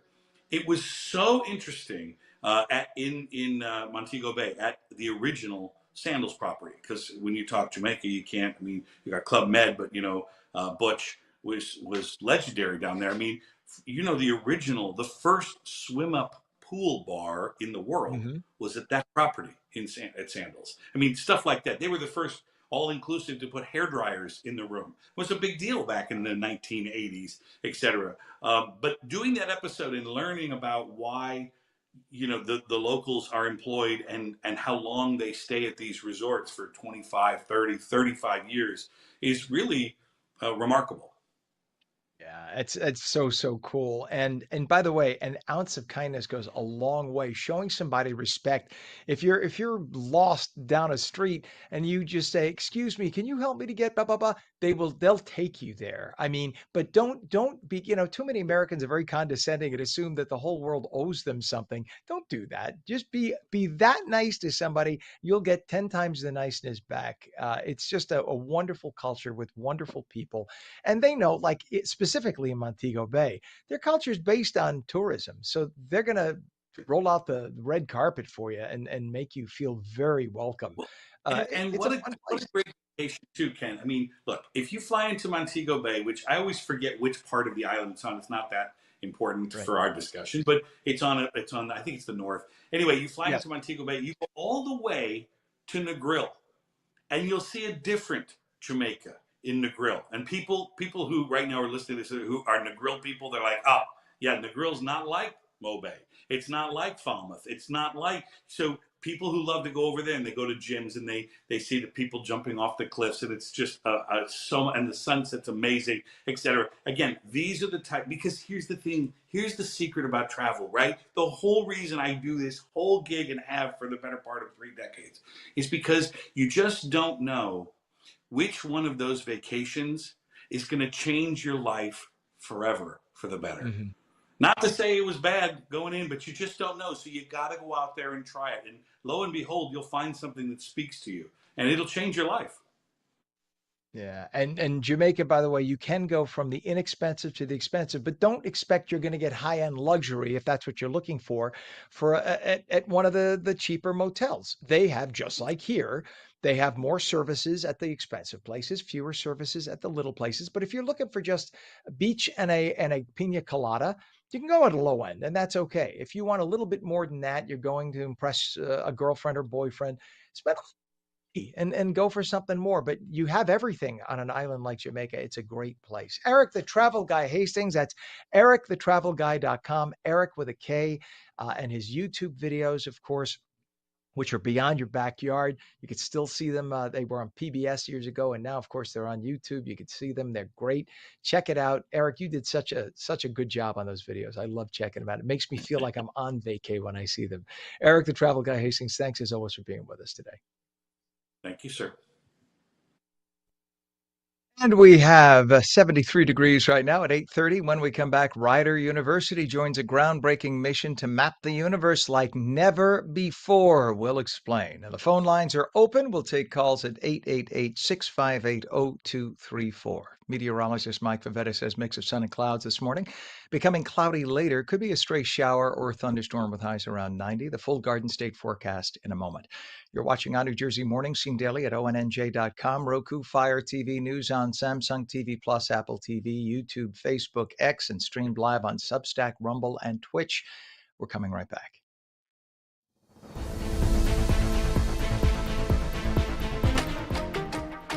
Hi, I'm Jeanette Hoffman, host of Energy Matters. Join me every night at 6 p.m. where we're discussing energy affordability, challenges, and solutions with stakeholders and elected officials. Join me weekdays at 6 p.m. on Energy Matters on ONNJ.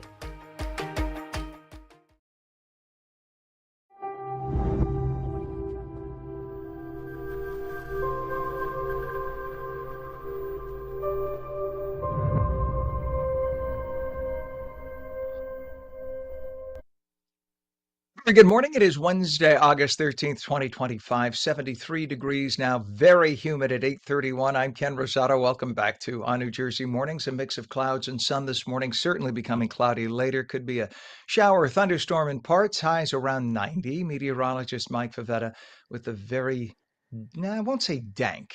Dank would be nonstop rain. Let's say the very schwitzy.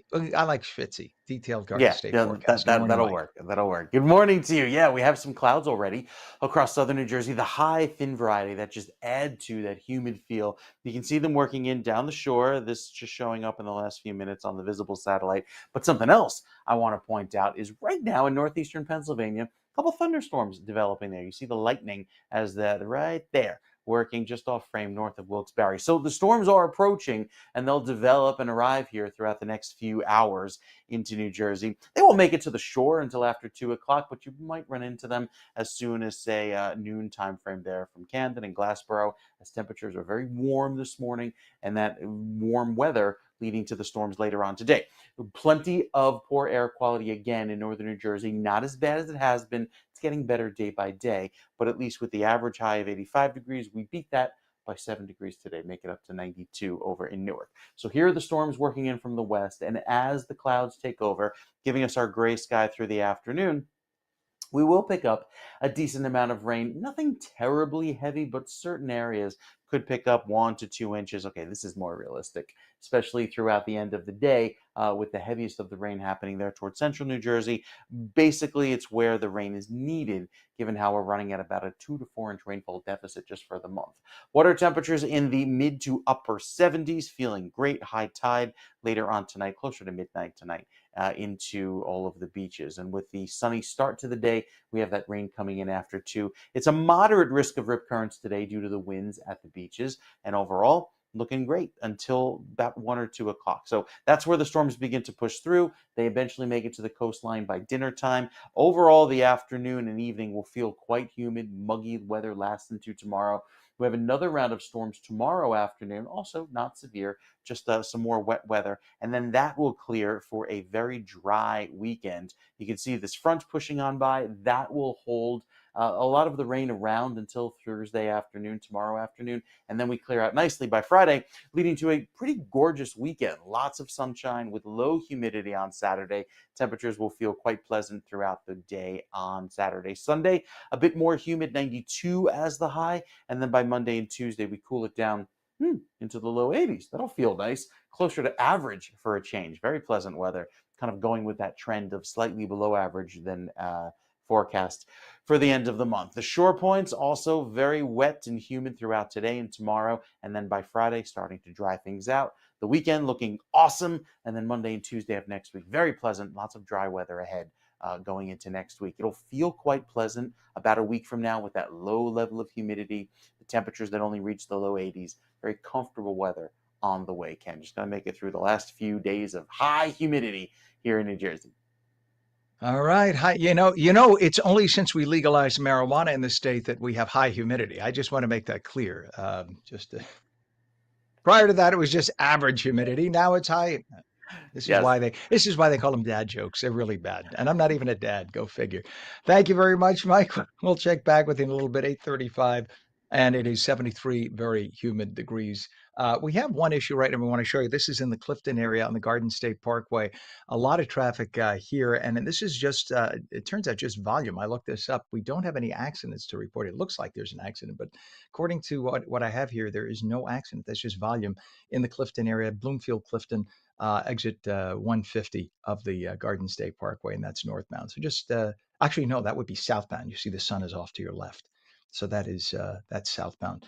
But nonetheless, just beware of that if you're headed southbound, Garden State Parkway by exit 150 area. We do have a disabled tractor trailer reported right now on the GWB upper level eastbound, the Upper Trans-Manhattan Expressway. So that's as you get over into Manhattan.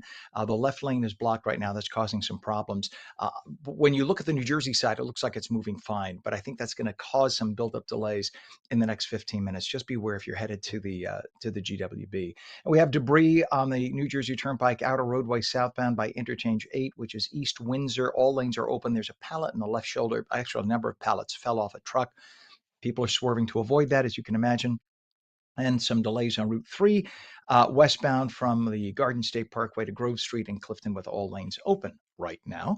And the approaches to the Hudson River on the Lincoln and Holland Tunnel approaches. Right now, the Holland Tunnel is only 10 minutes across and 20 at the Lincoln.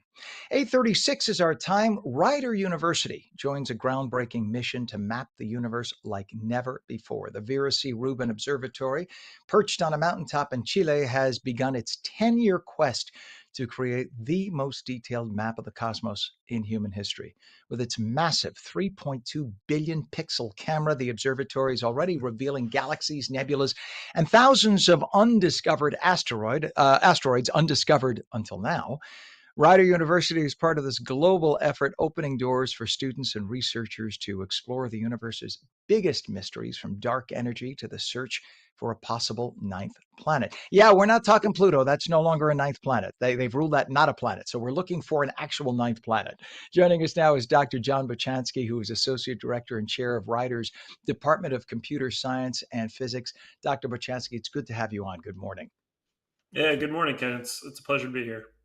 And you know what? The more I read about you online and all you've done and all that happens at Rider, I started to get a headache because I realized how much thinking is involved. And when you see these teeny tiny dots that move that much from night to night, I'm like, how do your eyes spot that and say, oh, that's an asteroid? Is it just, does it help in the era of computers to help find this stuff? Oh yeah, absolutely. To do the kind of project that we want to do with Rubin and the Rubin Observatory, you definitely need computers to make it happen. You mentioned the asteroid project. That in and of itself is going to be groundbreaking. There's going to be a census of the solar system unlike one that humanity has ever had. To date, we know of about 1 million asteroids. Some of those are ones that zip by us every once in a while. One of those had a really bad day for the dinosaurs. But after Rubin has done its observations, we're probably going to add about 5 million asteroids to that original 1 million. Just the goal here, Doctor, I don't mean to step on you. The goal here is to prevent, or in the event that there's an asteroid that could be headed right for us and do to us what it did to the dinosaurs. Is that the idea here, to keep an eye on every one of those asteroids? It's a good side benefit for the science. The astronomers on the project are really just excited about learning how the solar system has developed and grown over time, and just getting a really good census of what is out there is the first step, and that's what the Rubin Observatory is coming to provide for us.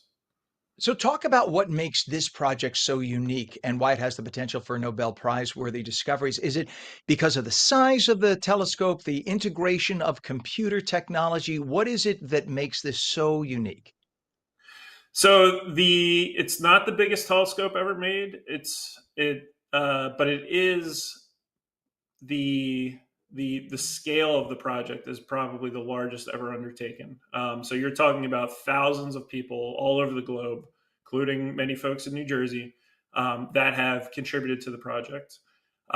We are using the largest digital camera ever made by humanity. As you mentioned in the intro, it's about 3.2 billion pixels. It's not going to fit on your phone. And it's about the size of an SUV. And to build something like that takes a lot of effort. And the duration of the planned mission is over a decade. And that is also unique in astronomy. So you're talking about, when you talk about the people around the world, excuse me, Doctor, this is part of the LSST Discovery Alliance? Is that what that's called? Yeah, so the LSST Discovery Alliance is a group that supports the mission of the Vera Rubin Observatory. So it has to do a little bit with exactly how you can do fundraising. But to give you a sense of the scale of the project, I was just at a meeting in Tucson, Arizona. There were approximately like 500 people there, and that was a small fraction of the actual number of folks that are involved with this project. So there are thousands of astronomers all over the globe that are really excited to be using this data. And what's great about it is, like, for the first time, I've been talking about this project since 2008 and thinking about it in terms of the future tense, but it's here now, right? We're taking data, we're delivering these products, and we're exploring the universe in a way that's never been done before. I love this. And pardon me, doctor, little frog in my throat today. You said 3.2 billion pixels, not your smartphone, or at least not your smartphone yet. Give it a couple of years. I'm sure the smartphones will have 3.2 billion pixels. It's headed that way. And of course, back in the day, because I was so into astronomy as a kid, I remember the earlier astronomers, I mean, they used photographic plates, and all you needed was like a speck of dust getting on the photographic plate. And then you were wondering, well, is that something I'm seeing or not? That doesn't happen in the world of digital anymore, obviously, because we're not developing film, clearly. And that's what makes this so fascinating to me, because that's kind of where I left off when they were still using photographic plates. The observatory now is hunting for answers about dark energy and dark matter. What is that about? And then even a ninth planet. When I was a kid, Pluto was the ninth planet. In early 2000s, they said it's not a planet. So what are we looking for? Basically shifts in the different orbits of our planets, assuming that there would be a ninth planet. Is that how that works? Yeah, so I'll talk about the ninth planet first, and then get back to dark matter and dark energy. There's growing evidence that there may be a ninth planet in the outer reaches of our solar system. Not Pluto, but Pluto's neighbors have been jostled around and show patterns in their orbits. And so one of the explanations for that jostling and the patterns that we've observed is the potential existence of a ninth planet. This thing would be about the size of Neptune. It would have a weird orbit compared to everything else that we know in the solar system in terms of planets. But we haven't seen it yet. Rubin is an ideal discovery engine for Planet 9. The way that it operates, it's going to take 30-second images and basically repeat that process and mosaic the entire night sky over about 3 nights. And then it's going to repeat that process for 10 years. And so we're going to get really good coverage of what's happening in the universe over a time scale that we haven't explored before. It's essentially going to be the best movie of the universe. I'm sorry, please ever. continue. Yeah, so it's definitely going to be a game-changing data set. Now we talked about the solar system. For dark matter and dark energy is really the big question mark. It makes up most of the universe. We don't know what it is, but we do see its effects. Essentially, it's causing the universe to expand and accelerate in that expansion. It's an outward pressure, if you want to think of it that way. This was only discovered, to give you a sense, I went to Villanova University, graduated in 2002, and dark energy was discovered right around when I was starting undergrad. And amazing. Rubin has a very, very good chance of telling us more about what dark energy is, its properties, and how it's changing our universe. And I don't mean to go back to that potential ninth planet, but I'm guessing if it's as large as you're mentioning, the size of Neptune, is it that we haven't been able to see it yet because it's so far from the sun that it's dark, it's not reflecting much light, and that's why you need to have 30-second exposures and probably the combination of the visual data from all of the observatories of the planet? Am I kind of on the right track? Is that why we haven't seen it yet? Yeah, definitely. Yeah, so it would be very far away. It would have what we call an eccentric orbit, so it would spend most of its time actually really far away compared to the rest of the planets. And so planets don't emit their own light; they reflect light, and so these things are extraordinarily dim. You need a lot of coverage in terms of area on the sky and time sampling in order to get those little tracks. And to get back to like your first point about asteroids, none of this can be done by eye anymore. What you do is stitch together images and look for the things that are moving. And so we have a sense of what the orbit of Planet 9 should look like if it is there. And Ruben is going to be ideal at finding this thing if it is there. I love it. And you met, right? You met Vera Rubin, the astronomer for whom this observatory is named. How did her work inspire you? And what do you hope this project will do to inspire the next generation of scientists? Yeah, so I did have the pleasure of having lunch with Vera at the Carnegie Institute of Terrestrial Magnetism down in DC a number of years ago, and she was just the nicest person, really welcoming to a young scientist like myself at the time, and her work and her spirit in terms of how she persevered through institutional barriers, right? She had a hard time actually getting a job in astronomy, and she really paved the way for a lot of female scientists in astronomy today. It's a perfect namesake for her. She should have gotten a Nobel Prize for her work. She was one of the first people to discover the existence of dark matter. Unfortunately, that didn't happen. But what really inspires me at this stage of my career, I got 3 young daughters at home. They're all interested in science and astronomy. Go figure. But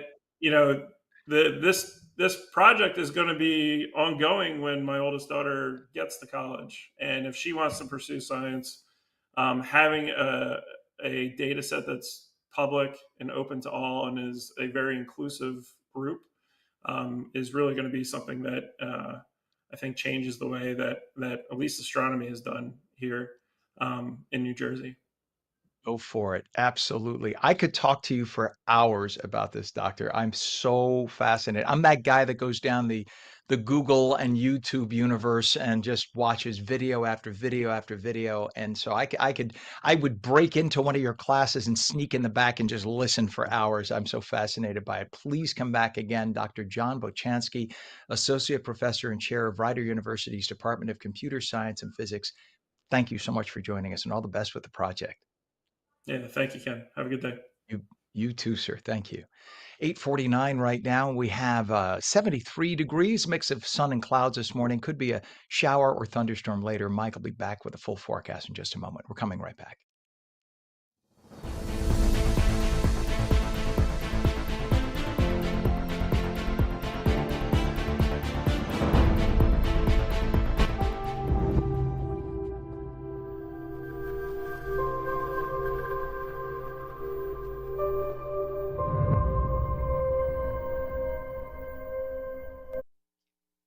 Welcome back to ONNJ Jersey Mornings. I'm Ken Rosato, 8:49, taking calls. We could squeeze in one at 888-658-0234. Clouds and sun this morning, cloudy later, maybe a stray shower or thunderstorm, highs around 90. Meteorologist Mike Favetta with the full Garden State forecast.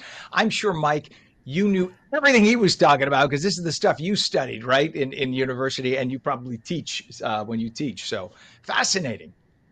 A lot of this is my hobby, if you will. So it is exciting to to follow it, to hear about it, and to see that it's homegrown here in New Jersey, because so much of it is out in Chile's Atacama Desert, or you have to go to these big radio telescopes in other parts of the world. But to see it being done right here in the Garden State, very exciting, because we have so much light pollution, we can't enjoy all of the stars that you can normally see in other And parts also of atmosphere, right? Isn't it like you want to go to the crisp, clear atmosphere on the top of a mountain as opposed to the Exactly. humidity and right? Correct.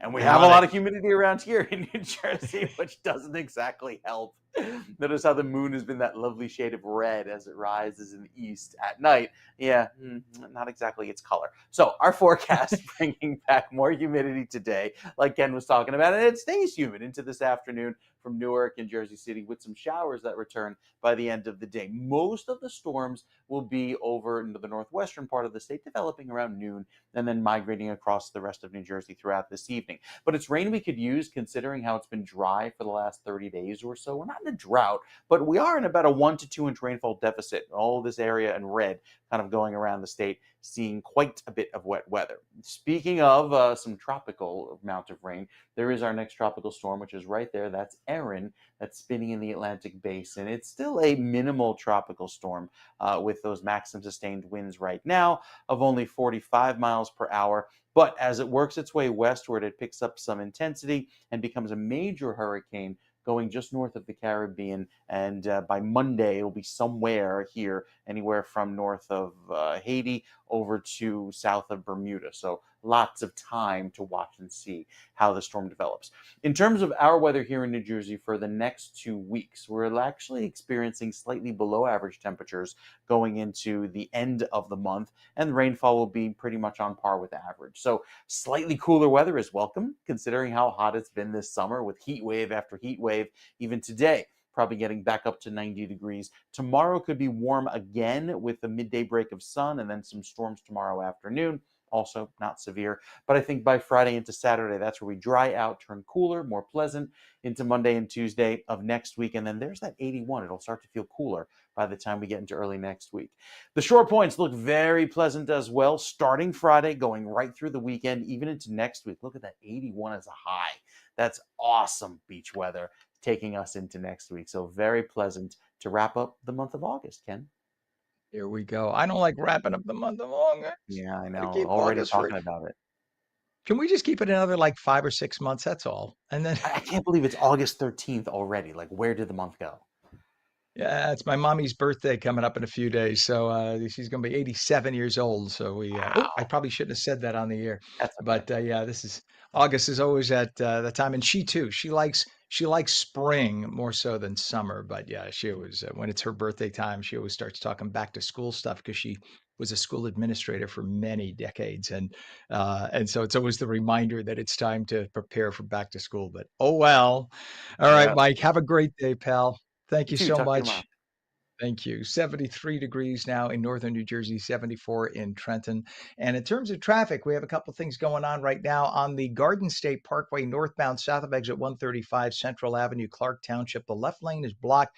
Earlier, they reported that as the center. Now they're saying it's the left lane. Maybe they moved the vehicle, but that's the residual delay. So it's just about half a mile beyond this point.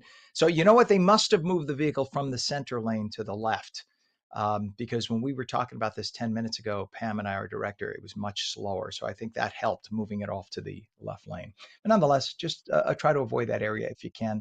Again, that is Clark Township on the Garden State Parkway. We have a crash. Of course, it just flashed off as I was telling you. A crash, here we go, and an overturned vehicle, New Jersey Turnpike by Interchange 11 by the Garden State Parkway, Woodbridge, with the two of the toll lanes currently blocked. And we have still a debris spill on the New Jersey Turnpike outer roadway south of Interchange 8, Route 33 East Windsor. All lanes are open, but there's a pallet in the left lane to look out for, and debris on the New Jersey Turnpike southbound north of Interchange 3, which is in Cherry Hill, down near Philadelphia area. All lanes are open, but debris on the roadway there. Who knows? Somebody's dumping debris all over the turnpike. We also have a disabled tractor trailer on the George Washington Bridge upper level eastbound by the Upper Trans-Manhattan Expressway in Manhattan. So that's as you are just entering Manhattan, two left lanes are blocked. Let's see what the approach looks like now as a result. Okay, so there you go. That's what you're seeing there. That's causing that residual delay because 10 minutes ago we had no delays on the GWB approach. So now that's causing that problem. That is once again being caused by a disabled tractor trailer on the GWB. So that's causing about 20 to 25 minutes to get into Manhattan. Your better bet is to take the lower level because that is impacting the upper level, what you just saw. Lincoln Tunnel is about 20 minutes in, and the Holland is only 10 to 15. It is 8:55 on Monday. The Jonas Brothers kicked off their Jonas 2.0 greetings from your hometown tour at MetLife Stadium with a heartwarming moment for 16-year-old Gabby Brim of Tom's River. They invited Gabby, a former patient and ambassador for Children's Specialized Hospital, backstage for a personal meet and greet. Gabby survived a brain bleed at 13. It left her paralyzed, and she credits the hospital's intensive rehabilitation for restoring her mobility and giving her a second chance at life. A longtime supporter of Children's Miracle Network hospitals, the Jonas Brothers made Gabby's dream come true, creating a miracle moment that she will never forget. 856, a new Wallet Hub survey ranks New Jersey as the third best state to live in. The Garden State excels in safety, ranking first, and performs strongly in education and health at sixth, and quality of life at seventh. Despite a 48th place in terms of affordability, which we all know, New Jersey boasts its the third highest median household income at over $101,000. We have the second lowest median debt and the sixth lowest poverty rate. Massachusetts and Idaho, by the way, took the top two spots. One swimmer has died. 4 others were rescued after being caught in a dangerous rip current at a Webster Avenue beach on Monday evening. The Seaside Heights Fire Department responded, deploying jet skis to save the distressed swimmers. All 5 were rushed to Community Medical Center in Toms River. 1 was pronounced dead. The other 4 in stable condition. The beach was not guarded at the time as lifeguards had ended their shift. Authorities note this follows another recent rip current incident involving 10 others over the weekend. Patterson still having problems with its water main break, frustration mounting. Residents facing a 5th day with little or no water after a 143-year-old water main broke on Friday. Nearly 200,000 customers remain under a boil water advisory, some relying on portable showers and toilets at a local high school. The city is distributing free bottled water. The repairs should be finished this morning, though the advisory could last until Friday. So do not drink tap water in the Patterson area until you are told it's okay, unless you boil it first. 857, a New Jersey Transit bus crashed into a PSE&G utility truck in Newark yesterday at 15th Ave and Bedford Street, injuring 14 people. 12 of them were on the bus as passengers. 1 was a driver and also the truck driver. All were taken to University Hospital with injuries. The collision flipped the truck onto the sidewalk, toppling a utility pole and cutting power to nearby senior residents, apartments, and traffic lights. A witness said the truck was stationary when the bus swerved into it. And the FAA now seeking to extend flight caps at Newark Liberty through October 2026 due to ongoing staffing shortages. The current limit of 34 flights an hour was set to expire by the year's end. The extension could make catching flights into and out of Newark a little more challenging until next summer. Our time is coming up now at 8:59. Excuse the delay here. We're having issues with the computer. I hate that when computers give us issues. A meteorologist, Mike Favetta, says a mix of clouds and sun this morning, becoming cloudy later, maybe a stray shower or a thunderstorm. Highs about 90. And that is on New Jersey Mornings for your Wednesday, August 13th, 2025. I'm Ken Rosato. Remember, you can always stream us at ONNJ.com and 15 other platforms. We'll catch you tomorrow morning starting at 7 a.m. bright and early. Till then, have a great day.